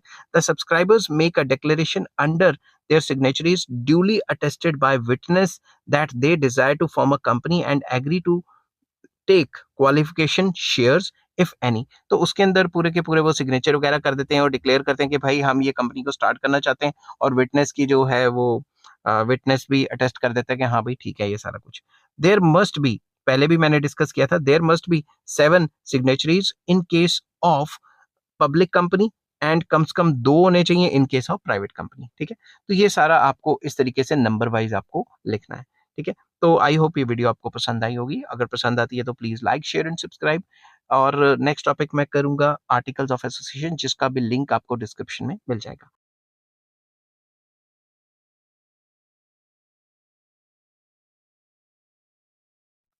हेलो फ्रेंड्स, आज मैं आपके साथ कॉमर्स का एक और टॉपिक लेके आया हूँ, और टॉपिक का नाम है आर्टिकल्स ऑफ एसोसिएशन, और चैप्टर का नाम है फॉर्मेशन ऑफ अ कंपनी. शुरू करने से पहले बता दूं कि इस चैप्टर के सारे लिंक्स आपको डिस्क्रिप्शन में मिल जाएंगे. चलिए शुरू करते हैं without wasting any time. The articles of association, जिसको एओए भी कहा जाता है, of a company contains the rules and regulations relating to the management of its internal affair. Simple words में, आर्टिकल्स ऑफ एसोसिएशन में जो भी रूल्स रेगुलेशंस होते हैं कंपनी के, वो इंटरनल मैटर से रिलेटेड होते हैं. They define the rights, powers, and duties of the management, the mode and the manner in which the business of the company is to be carried on, and the manner in which changes in the internal regulations of the company may be made from time to time. तो basically ये जो article of association है define करता है कि rights क्या है, powers क्या है, ड्यूटीज क्या है मैनेजमेंट की, और किस तरीके से ये जो बिजनेस है वो चलेगा, और किस तरीके से टाइम टू टाइम इन ये जो इंटरनल रेगुलेशंस है इसमें चेंजेस कर सकते हैं. ठीक है, articles lay down the relations between the company and its members and between the members and the members. तो बेसिकली ये जो आर्टिकल्स हैं ये रिलेशनशिप बताती हैं कंपनी के बीच में और कंपनी के मेंबर्स के बीच में, या मेंबर्स के आपस में एक मेंबर का दूसरे मेंबर के साथ क्या रिलेशन होगा. Article of association must not contain anything which is against MOA और अगेंस्ट द कंपनीज एक्ट और अगेंस्ट द पब्लिक पॉलिसी. तो आर्टिकल ऑफ एसोसिएशन में ऐसी कोई चीज नहीं होनी चाहिए जो मेमोरेंडम ऑफ एसोसिएशन के खिलाफ हो, या फिर कंपनीज एक्ट के खिलाफ हो, या पब्लिक पॉलिसी के अगेंस्ट हो. समझ की बात. Article of association are subsidiary to MOA. MOA सबसे मेन है, और जो आर्टिकल ऑफ एसोसिएशन है वो इसका एक सब्सिडरी है. A public company limited by shares may register its own AOA, or it may adopt Table A containing the model set of 99 articles given in Schedule 1 of the Companies Act. तो कोई भी एक public company है वो अपना AOA भी दे सकती है, आर्टिकल ऑफ एसोसिएशन दे सकती है. अगर वो नहीं देना चाहती तो एक जो कंपनीज एक्ट के अंदर जो टेबल ए के अंदर 99 आर्टिकल्स गिवन है उनमें में से कोई भी चूज कर सकती है. ठीक है, a company limited by guarantee without having share capital may file its own article of association or may adopt table C. अब कोई ऐसी कंपनी जो लिमिटेड बाय गारंटी है, अगर वो आर्टिकल्स लेना चाहती है तो टेबल सी में मिलेंगे. ठीक है, जो पुराने वाला है वो टेबल ए है, ये कंफ्यूज मत होना. ठीक है, ये पेपर में लिखोगे तो अच्छे नंबर आएंगे. A company limited by guarantee and having share capital में अडॉप्ट टेबल डी. तो अगर कोई कंपनी जो है लिमिटेड बाय गारंटी है तो वो टेबल डी को अडॉप्ट करेगी कंपनीज एक्ट के अंदर. उसके अंदर मॉडल आर्टिकल्स होंगे, उनको फॉलो कर सकती है. एंड अनलिमिटेड कंपनी में अडॉप्ट टेबल ई. तो वो अनलिमिटेड कंपनी टेबल ई में से आर्टिकल्स ले सकती है. Article of Association. In case of a company limited by guarantee and an unlimited company, the article must state the number of members with which the company is to be registered. तो जो भी company limited by guarantee है और unlimited company है, इनको articles में mention करना पड़ेगा कि कितने नंबर ऑफ मेंबर्स हैं इन कंपनी में. ठीक है, जब भी वो रजिस्टर करने लगेगी. If an unlimited company has a share capital, articles must also state the amount of share capital with which the company is to be registered. अगर किसी भी अनलिमिटेड कंपनी में कोई शेयर कैपिटल है तो वो बतानी पड़ेगी कि भाई कितनी कितनी है रजिस्ट्रेशन के टाइम पे. नेक्स्ट पैराग्राफ चेंज कर लिया मैंने. The article of association must be printed form में होने चाहिए, divided into paragraphs, numbered consecutively. उन पैराग्राफ्स पे नंबर्स होने चाहिए और साइंड होने चाहिए. ठीक है, साइन कौन करेगा? जो भी मेमोरेंडम ऑफ एसोसिएशन वाले सिग्नेचरीज हैं वो भी यहाँ साइन करेंगे, in the presence of at least one witness. कोई एक गवाह होना चाहिए. ठीक है, article of association is a public document. ये एक पब्लिक डॉक्यूमेंट है, and everyone dealing with the company is deemed to have constructive notice of its content. तो जो भी कंपनी से डील करता है उसके पास ये मतलब अवेलेबल होना चाहिए ताकि वो पढ़ सके. Article of association of a company generally contains rules regulations with regard to following matters. Basically internal matters के रिलेटेड रूल्स रेगुलेशन होते हैं. कौन कौन से रूल्स रेगुलेशंस होते हैं, क्या क्या चीजें इसमें आ जाती हैं, वो मैंने बताई हुई है. ए में मैंने बताया, मैं नंबर वाइज लिखे हुए हैं.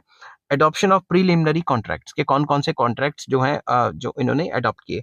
Number and value of shares कितने होंगे, अलॉटमेंट ऑफ शेयर्स कैसे होगी, कॉल्स ऑन शेयर्स क्या होंगे, लियन ऑन शेयर्स कैसे कर सकते हैं, transfer and transmission of shares कैसे होंगे, फोर फीचर और री issue and surrender of shares कैसे होंगे, ऑल्टरेशन ऑफ शेयर कैपिटल कैसे करनी है, share certificates and share warrants को कैसे इशू करना है, and conversion of shares into stocks, उन शेयर्स को स्टॉक्स में कैसे कन्वर्ट करना है, मीटिंग एंड प्रोसीडिंग्स के बारे में बताया होगा, voting rights, proxies and polls के बारे में बताया होगा, अपॉइंटमेंट, रिम्यूनरेशन, तनख्वाहें कितनी होंगी डायरेक्टर्स की एटसेट्रा वो बताया होगा, बोरिंग पावर्स क्या है कंपनी की वो बताई होंगी, डिविडेंड्स एंड रिजर्व्स कितने हैं उसके बारे में, एंड अकाउंट्स एंड ऑडिट के बारे में, प्रोसीजर ऑफ वाइंडिंग अप क्या है कंपनी का, और कंपनी की सील क्या है. तो ये सारी चीजें कवर करता है article of association. I hope ये वीडियो आपको पसंद आई होगी. अगर पसंद आती है तो please like share and subscribe. इस चैप्टर के सारे लिंक्स आपको डिस्क्रिप्शन में मिल जाएंगे. नेक्स्ट टॉपिक मैं डिस्कस करूंगा article of association versus memorandum of association.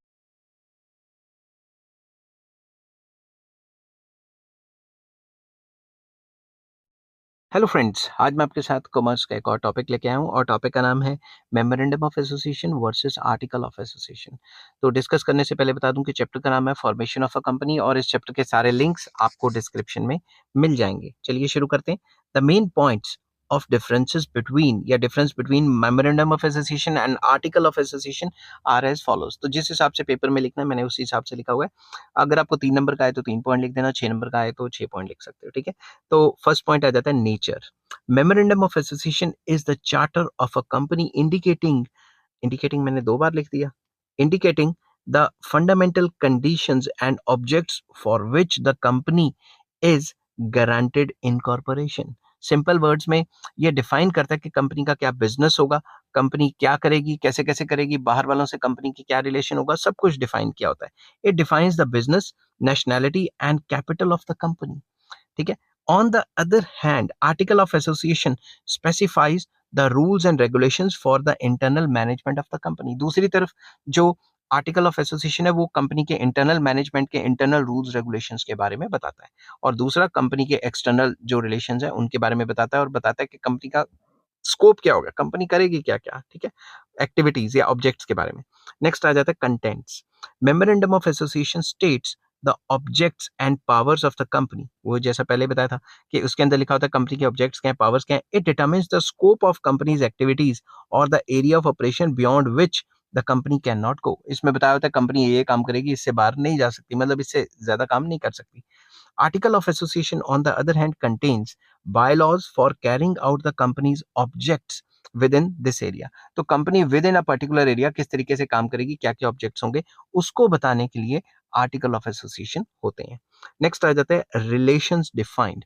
MOA defines the relations between a company and the outsiders, whereas article of association defines the relation between the company and its members. तो ये काफी important point है कि जो MOA है वो define करता है कि एक कंपनी का आउटसाइडर्स के साथ क्या रिलेशन होगा, मगर कंपनी के मेंबर्स का आपस में क्या रिलेशन होगा वो एओए डिफाइन करता है. नेक्स्ट आ जाता है status. MOA being the charter of the supreme charter is the supreme document subordinate only to the companies act. तो जो एमओए है वो सबसे इंपॉर्टेंट डॉक्यूमेंट है और उससे भी इंपॉर्टेंट डॉक्यूमेंट है कंपनीज एक्ट. कंपनीज एक्ट को हर एक कंपनी को फॉलो करना है. सेकंड नंबर पे आ जाता है MOA, Memorandum of Association. On the contrary, Article of Association is subordinate to Memorandum of Association as well as the Companies Act. तो जो आर्टिकल ऑफ एसोसिएशन है वो थोड़ा कम इंपॉर्टेंट है. कुछ कंपनियां देती है, कुछ कंपनियां जो टेबल ए जो CDEB जिसमें भी दिए हुए हैं वो मॉडल आर्टिकल्स दिए होते हैं उनको फॉलो कर लेती है. ठीक है. नेक्स्ट आ जाता है filing. Every company must file memorandum of association at the time of incorporation. हर एक टाइप की कंपनी को एमओए साइन करना ही पड़ता है, फाइल करना ही पड़ता है. ठीक है. But a public company limited by shares need not to file its own MOA and it can adopt table A of the Companies Act. तो जो पब्लिक कंपनी है वो जो टेबल जो कंपनीज एक्ट के जो टेबल ABCD जो दिए होते हैं उनमें में से public company guarantee by this ये जो 4-5 टाइप की जो है टेबल्स उसमें से निकाल सकते हैं। नेक्स्ट आ जाता है alteration. There are strict regulations या restrictions on the alteration of MOA and some of its clauses cannot be altered without the sanction of the company law board। तो सिंपल वर्ड्स में इसमें जो MOA है इसमें बहुत मुश्किल हो जाता है चेंज करना, बट दूसरी तरफ देखा जाए अगर इनको चेंज करवाना भी है तो कंपनी लॉ बोर्ड से पूरी सैंक्शन लेनी पड़ती है और बड़ा चक्कर होता है, सेंट्रल गवर्नमेंट से भी लेनी पड़ती है, ठीक है। But on the other hand article of association can be altered by special resolution and government approval is required only for converting a public company into a private company. अगर किसी भी पब्लिक कंपनी को private company में कर रहे हैं तो ही government का अप्रूवल चाहिए, नहीं तो वो छोटा मोटा इंटरनल मैनेजमेंट में जो भी है आर्टिकल ऑफ एसोसिएशन उसको चेंज कर सकते हैं, ठीक है। नेक्स्ट आ जाता है legal effects. Any act any act of a company beyond MOA is absolutely ultra vires and void and can not be आना था यहाँ पे, रुको 2 minute, can not be ratified even by the unanimous consent of all the members. मतलब जो company है वो जो MOA में काम लिखे हैं सिर्फ वही करेगी, उसके बाहर नहीं करेगी। कोई भी काम बाहर का करती है तो उसको अल्ट्रा वायर्स या वॉइड माना जाएगा, ठीक है। अब दूसरी तरफ any act of the company which is beyond the article of association is ratified by the members. तो वो मेंबर्स रेटिफाई कर सकते हैं और दूसरी तरफ देखा जाए तो कोई भी काम जो उसके बाहर करेगी वो अल्ट्रा वायर्स एंड वॉइड होगा, ठीक है। तो सिंपल वर्ड्स में भाई MOA ज्यादा इंपॉर्टेंट हुआ इस हिसाब से कि वो कंपनी पर्टिकुलर काम कर ही नहीं सकती जो उसने लिखा ही नहीं हुआ वहां पे, समझ की बात। और जो एक्ट्स जितने भी करेगी जो AOA के अंडर करेगी उनको तो मेंबर्स ही रेटिफाई कर सकते हैं, मेंबर्स ही चेंज चूंज कर सकते हैं, वो तो इंटरनल मैटर है, समझ की बात। आई होप ये वीडियो आपको समझ आई होगी, अगर पसंद आती है तो please like share and subscribe.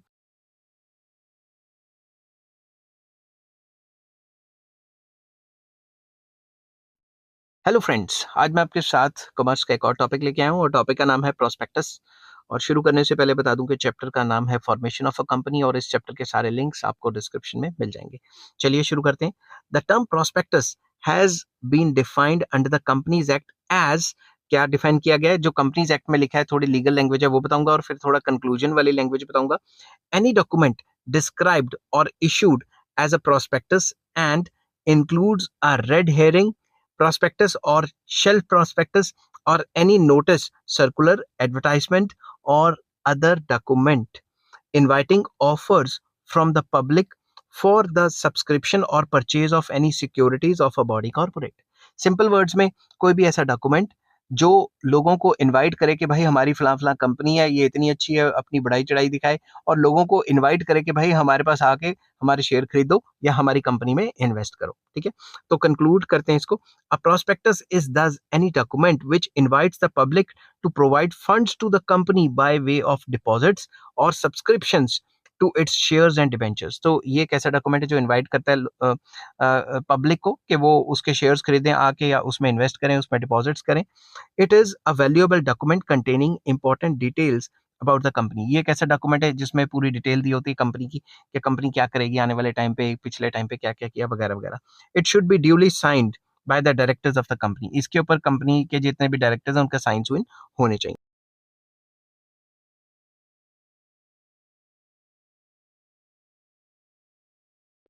Hello friends, आज मैं आपके साथ कॉमर्स का एक और टॉपिक लेके आया हूँ और टॉपिक का नाम है इंपॉर्टेंस ऑफ प्रॉस्पेक्टस। प्रॉस्पेक्टस की इंपॉर्टेंस क्या होती है वो डिस्कस करेंगे। डिस्कस करने से पहले बता दूं कि चैप्टर का नाम है फॉर्मेशन ऑफ अ कंपनी और इस चैप्टर के सारे लिंक्स आपको डिस्क्रिप्शन में मिल जाएंगे। चलिए शुरू करते हैं। अ prospectus serves the following purposes. Number one, it is an invitation to the public to subscribe to its shares and debentures of the company। तो बेसिकली ये एक इनविटेशन होता है, इसमें बताया होता है कि हम ये काम करते हैं और लोगों को इनवाइट करते हैं कि वो कंपनी के शेयर्स और डिबेंचर्स खरीदें।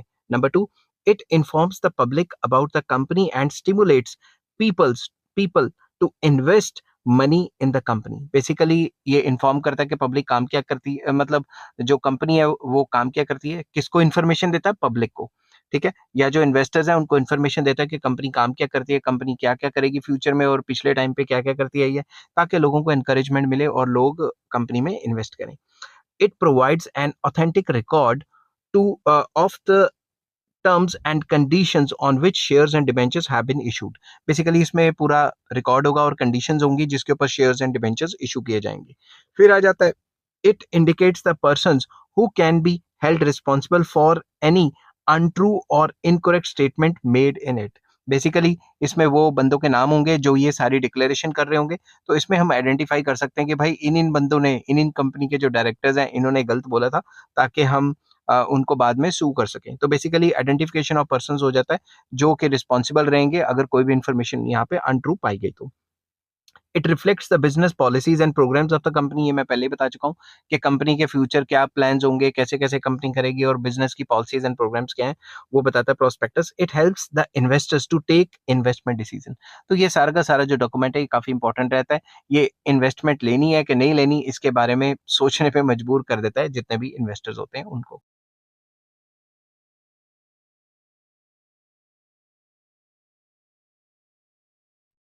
हेलो फ्रेंड्स, आज मैं आपके साथ कॉमर्स का एक और टॉपिक लेके आया हूँ और टॉपिक का नाम है contents of the prospectus. Prospectus के क्या कंटेंट्स होने चाहिए वो डिस्कस करेंगे.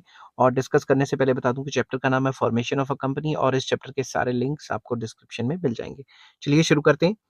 अ prospectus issued by a company must contain the matters specified in schedule 2 of companies act. Companies act के शेड्यूल 2 के अंदर जितने भी मैटर्स दिए हुए हैं, जितने भी ये दिए हुए डिक्लेरेशन की चीजें, वो सारी की सारी मेंशन करनी पड़ेंगी प्रोस्पेक्टस में.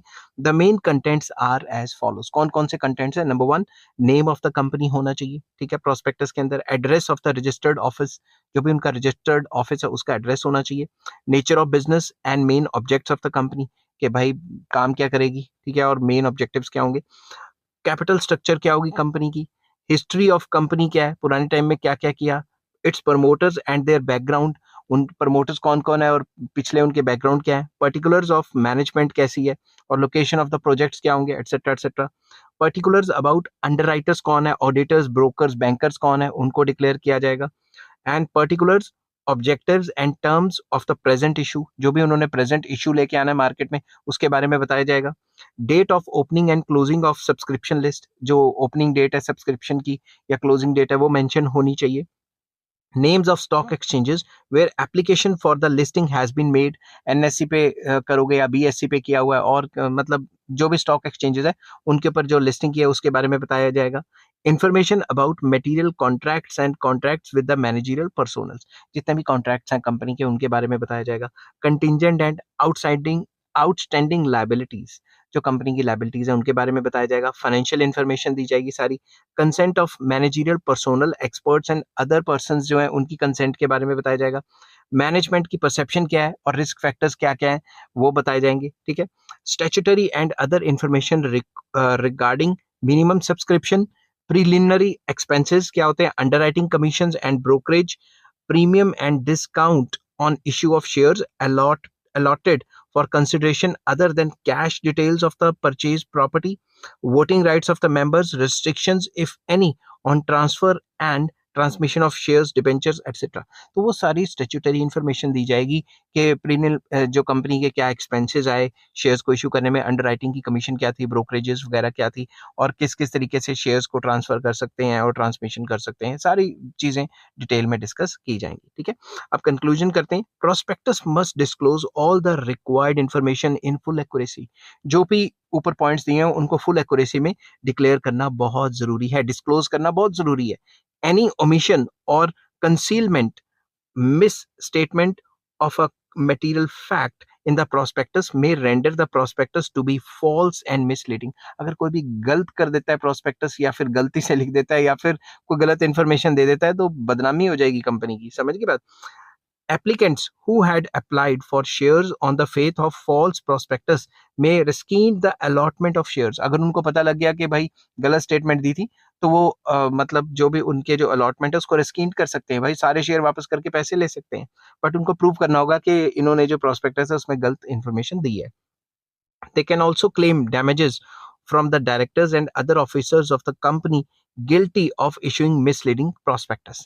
तो वो damages को claim कर सकते हैं, बट ज़्यादातर जो है गलत इन्फॉर्मेशन देती नहीं है कंपनियां, वही इन्फॉर्मेशन देती हैं जो मतलब होती है, मतलब exact information. These persons may be held personally liable for damages and punishment. तो बेसिकली अगर उन्होंने जो कंसर्न पर्सन्स हैं उन्होंने गलत इन्फॉर्मेशन दे दी प्रॉस्पेक्टस में, तो जो भी कंसर्न पर्सन्स हैं उनके खिलाफ कार्रवाई की जाएगी, ठीक है। They every prospectus must be dated and signed by every director of the company. तो भी जो डायरेक्टर वो साइन सून करते हैं, तो पहले ही बता चुका हूँ। A copy of prospectus must be filed with the registrar before it is issued to the public. Public में इशू करने से पहले रजिस्ट्रार के पास लेके जाना प्रॉस्पेक्टस बहुत जरूरी है, उससे साइन सून कराना, परमिशन लेना बहुत जरूरी है। तो ये चीजें जो मैंने ऊपर डिस्कस की, ये सारी चीजें डिस्क्लोज करनी पड़ती हैं प्रॉस्पेक्टस में। और अगर प्रॉस्पेक्टस अच्छा नहीं है या फिर इन्फ्लुएंशियल नहीं है, तो लोग सब्सक्राइब ही नहीं करेंगे। और अगर गलत इन्फॉर्मेशन दे दी और उसकी वजह से लॉसेज हो गए, तो वो बाद में पूरे करने पड़ते हैं, उनकी बाद में भरपाई करनी पड़ती है। किनको? डायरेक्टर्स को।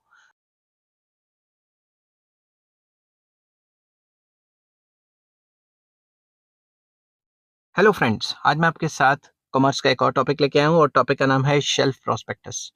शुरू करने से पहले बता दूं कि चैप्टर का नाम है फॉर्मेशन ऑफ अ कंपनी और इस चैप्टर के सारे लिंक्स आपको डिस्क्रिप्शन में मिल जाएंगे। चलिए शुरू करते हैं।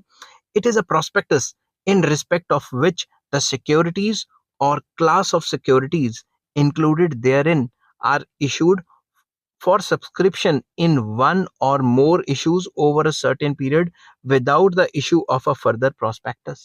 तो शेल्फ प्रोस्पेक्टस एक ऐसा प्रोस्पेक्टस है जिसमें एक ही बार में प्रोस्पेक्टस छाप दिया जाता है, डॉक्यूमेंट तैयार कर लिया जाता है और उसमें जो लोगों को शेयर्स को सब्सक्राइब करने के लिए एक गिवन टाइम पीरियड में एक से ज्यादा बार जो है वो इनवाइट किया जाता है, ठीक है। जैसे मान लो एक बार प्रोस्पेक्टस छापा और लोगों को एक बार इनवाइट किया, दोबारा छापने की जरूरत नहीं है। Over the period of time वही सेम प्रोस्पेक्टस रहेगा। क्या पता मैं 6 महीने बाद फिर से लोगों को कहूँ कि भाई तुम सब्सक्राइब करो और ज्यादा शेयर्स। समझ गई बात? तो शेल्फ प्रोस्पेक्टस जो होता है उसमें एक या एक से ज्यादा बार जो है सिक्योरिटीज या शेयर्स को इशू कर दिया जाता है।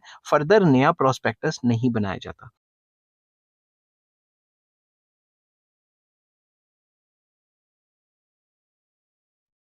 हेलो फ्रेंड्स, आज मैं आपके साथ कॉमर्स का एक और टॉपिक लेके आया हूँ और टॉपिक का नाम है रेड हेयरिंग प्रोस्पेक्टस। शुरू करने से पहले बता दूं कि जो चैप्टर है उसका नाम है फॉर्मेशन ऑफ अ कंपनी और इस चैप्टर के सारे लिंक्स आपको डिस्क्रिप्शन में मिल जाएंगे। It means a prospectus which does not contain complete particulars on the price or the quantum of securities included therein। ये एक ऐसा प्रोस्पेक्टस है जिसमें ये कंप्लीट इंफॉर्मेशन ही नहीं होती कि प्राइस क्या रहेगा और कितनी क्वांटिटी ऑफ सिक्योरिटीज को इंक्लूड किया गया है बेचने के लिए। समझ की बात? It is issued by companies which raise capital through the book building process. ये उन कंपनीज के द्वारा इशू की जाती है, उन कंपनीज के जरिए इशू की जाती है जो कि बुक बिल्डिंग के थ्रू जो है कैपिटल रेज करने की तैयारी करते हैं। समझ की बात?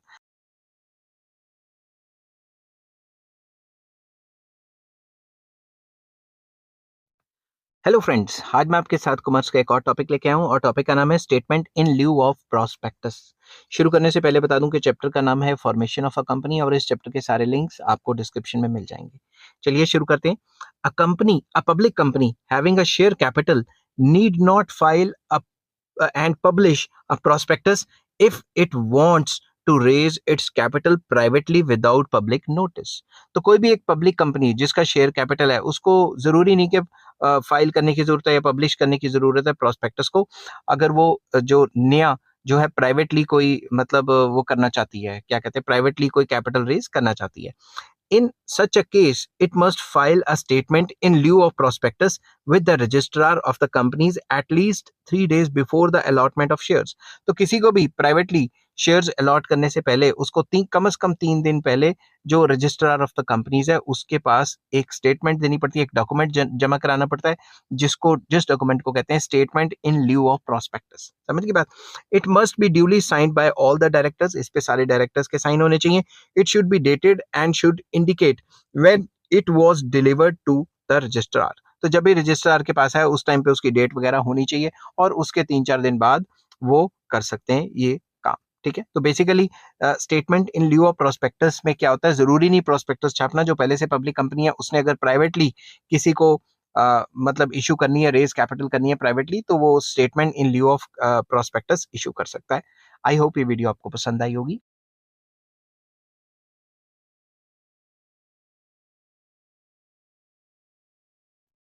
हेलो फ्रेंड्स, आज मैं आपके साथ कॉमर्स का एक और टॉपिक लेके आया हूँ और टॉपिक का नाम है minimum subscription for public issue. और चैप्टर का नाम है फॉर्मेशन ऑफ अ कंपनी और इस चैप्टर के सारे लिंक्स आपको डिस्क्रिप्शन में मिल जाएंगे। चलिए शुरू करते हैं।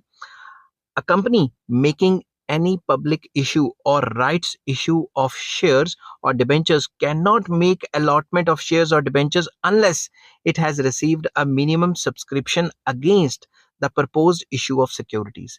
तो कोई भी कंपनी ये जो सिक्योरिटीज है उसको ऐसे अपनी मर्जी से इशू नहीं कर सकती, तब तक नहीं करेगी जब तक उसको कुछ मिनिमम सब्सक्रिप्शन ना मिल जाए।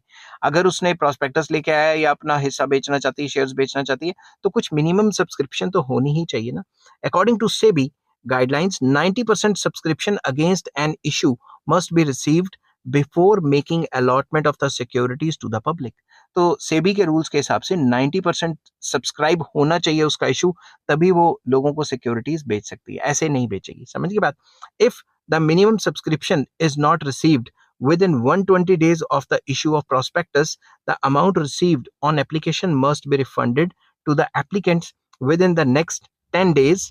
तो अगर जो भी सब्सक्रिप्शन है वो कम से कम, मान लो मैंने किसी कंपनी की सब्सक्रिप्शन में सब्सक्राइब कर लिया, तो मुझे 120 दिनों के अंदर अंदर वो मिल जानी चाहिए। ठीक है, अगर 120 दिनों के अंदर अगर इशू ही नहीं हुई तो फिर भी जो एप्लीकेंट्स है उसको पैसे वापस करने पड़ेंगे। ठीक है, the purpose of this rule is to ensure that no company begins its business without obtaining the minimum amount of money required to meet initial expenses and working capital। Main मकसद ये है कि कम से कम बिजनेस को चलाने के लिए कम से कम 90% सब्सक्रिप्शन तो हो जाए, 90% तो पैसा आ जाए। अगर 90% से कम आएगा फिर भी वो शेयर इशू करते हैं, तो क्या पता वो शेयर होल्डर्स के साथ धोखेबाजी हो सकती है। समझ की बात। तो कम से कम 90% सब्सक्रिप्शन होना चाहिए जब भी कोई पब्लिक इशू आता है। तो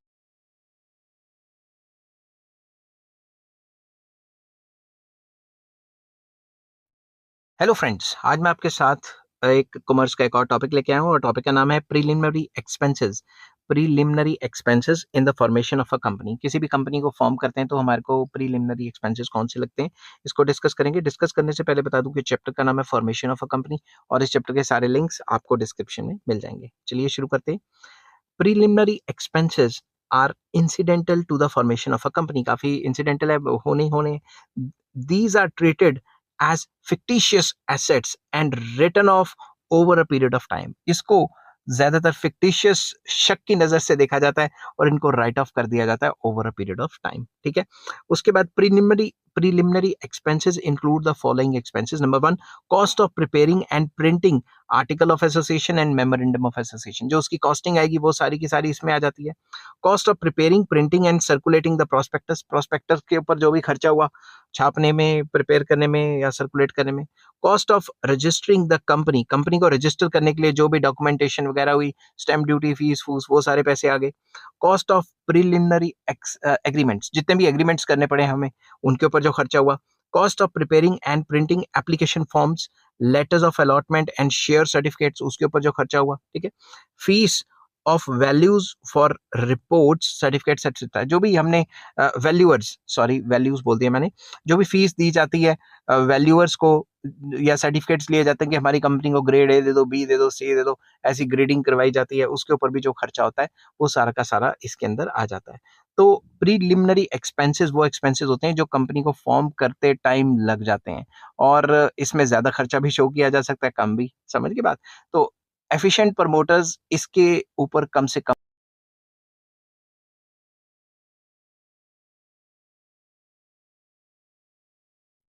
हेलो फ्रेंड्स, आज मैं आपके साथ कॉमर्स का एक और टॉपिक लेके आया हूँ। टॉपिक का नाम है स्कैनिंग द प्रोस्पेक्टस और चैप्टर का नाम है फॉर्मेशन ऑफ अ कंपनी और इस चैप्टर के सारे लिंक्स आपको डिस्क्रिप्शन में मिल जाएंगे। इस टॉपिक में मैं बताऊंगा जब भी आपको प्रोस्पेक्टस किसी भी कंपनी का पढ़ना है तो कौन कौन सी चीजें दिमाग में रखनी है और अगर आपने ये चीजें दिमाग में नहीं रखी हैं तो क्या पता आपके साथ धोखा हो जाए। ठीक है, investors decide to invest money in a company on the basis of prospectus. के प्रोस्पेक्टस को पढ़ने के बाद ही, उसको गो थ्रू होने के बाद ही इन्वेस्टर्स डिसाइड कर पाते हैं कि मैंने इस कंपनी में पैसा लगाना है कि नहीं लगाना। Therefore promoters are tempted to make the prospectus very attractive and pervasive by promising a bright future for the company। इसी वजह से जो प्रमोटर्स हैं वो प्रोस्पेक्टस में काफी अट्रैक्टिव और मतलब परसुएसिव, मतलब प्रेशराइज कर देते हैं जो इन्वेस्टर्स हैं उनको, ताकि उनको लगे कि सब कुछ अच्छा अच्छा है। समझ के बाद कंपनी में investors should make a critical and cautious study of the prospectus before investing their money. तो इन्वेस्टर्स को हमेशा देखा जाता है कि भाई अच्छे से गो थ्रू हों, काफी अच्छे से प्रोस्पेक्टस की स्टडी करें, क्योंकि उन्होंने तो अपना पैसा लगाना है कंपनी के ऊपर. They should pay particular attention to the following details to ascertain the soundness or otherwise of the proposed issue of shares and debentures. तो फॉलोइंग पॉइंट से गो थ्रू हो जाए तभी वो इन्वेस्ट करे पैसे, ऐसे अन्य वाय आप ऐसे बिना सोचे समझे ना लगाए. फर्स्ट आ जाता है nature of business. The prospective investor should examine carefully the condition of industry, demand and supply position, availability of raw materials and other inputs, degree of competition, export and import, government policy, etc. तो जब भी वो जो prospective investor है वो देखिए कि भाई काम क्या है, इस काम की डिमांड सप्लाई क्या है, इस काम की कंपटीशन कितना है, रॉ मटेरियल्स कहाँ से आएंगे, एक्सपोर्ट इंपोर्ट कितना करती है कंपनी, गवर्नमेंट की क्या पॉलिसीज आने वाली हैं या आ सकती हैं. ठीक है. The past profits of the company, present value of its assets and the scope of expansion should be analyzed in the case of an existing company. तो आपने क्या देखना है कि अगर कोई एग्जिस्टिंग कंपनी है वो अपना इशू लेके आ रही है, प्रोस्पेक्टस इशू किया है, तो देखेंगे भाई पुराने टाइम में उसने कितने प्रॉफिट कमाए, प्रेजेंट टाइम पे उसके एसेट्स की वैल्यू क्या है, किस हिसाब से एक्सपेंड कर सकती है, वगैरह वगैरह. तो इसकी स्टडी करनी पड़ेगी. सेकंड आ जाता है ऑब्जेक्टिव्स ऑफ द कंपनी या objects of the company. The success and prospectus of a company, the success and prospectus of a company, English बनी ठीक है नहीं, the success and prospectus of the company depends on, नहीं यहाँ आना था the success of the prospectus of the company. रुको 2 minute मैं इसको सही कर दूं. द सक्सेस ऑफ, मैं यहाँ लिख देता हूँ, the success of prospectus of a company depends on it's objectives. ठीक है. या ऑब्जेक्ट्स, सिंपल वर्ड्स में जो सक्सेस रहेगा प्रोस्पेक्ट्स या क्या रहेगा, ये डिपेंड्स करता है कंपनी के ऑब्जेक्ट्स पे. ठीक है. अगर कंपनी के ऑब्जेक्ट्स अच्छे हैं, इन्वेस्टर को लगता है कि फ्यूचर प्रोस्पेक्ट कंपनी का अच्छा है और इसके मकसद काफी अच्छे हैं, तो लोग इन्वेस्ट करेंगे, वरना नहीं करेंगे. Therefore it is necessary to examine whether the objects are over ambitious and whether they can be achieved under the prevailing environment or not. तो ये देखा जाएगा जो कंपनी के ऑब्जेक्ट्स हैं वो कैसे हैं. अगर ऑब्जेक्ट्स अच्छे हैं और लगता है कि भाई ये चीजें अटेन हो सकती हैं, तो बंदे को इन्वेस्ट करने चाहिए पैसे, वरना नहीं करने चाहिए. ठीक है. अगर ये दिखेगा कि भाई कुछ ज्यादा ओवर एम्बिशियस बताए हुए, इतना तो हो ही नहीं सकता प्रेजेंट सिचुएशन के हिसाब से, तो वो इन्वेस्ट अपने पैसे मत करे. नेक्स्ट आ जाता है management. The standing of the promoters and directors should be judged. तो जो प्रमोटर्स या डायरेक्टर्स हैं उनको जज करो कि ये अच्छे बंदे हैं कि नहीं. ठीक है. The qualifications, experience and integrity of directors and top executives of the company should be taken into consideration. जो कंपनी की टॉप मैनेजमेंट है उसको अच्छे से स्टडी करो, कैसे बंदे हैं, पुराने टाइम पे इन्होंने क्या किया है, ऐसे ऐसे करके स्टडी करो. तो उस अगर वो अच्छे हैं प्रमोटर्स तो उस कंपनी में इन्वेस्ट करो, वरना ना करो.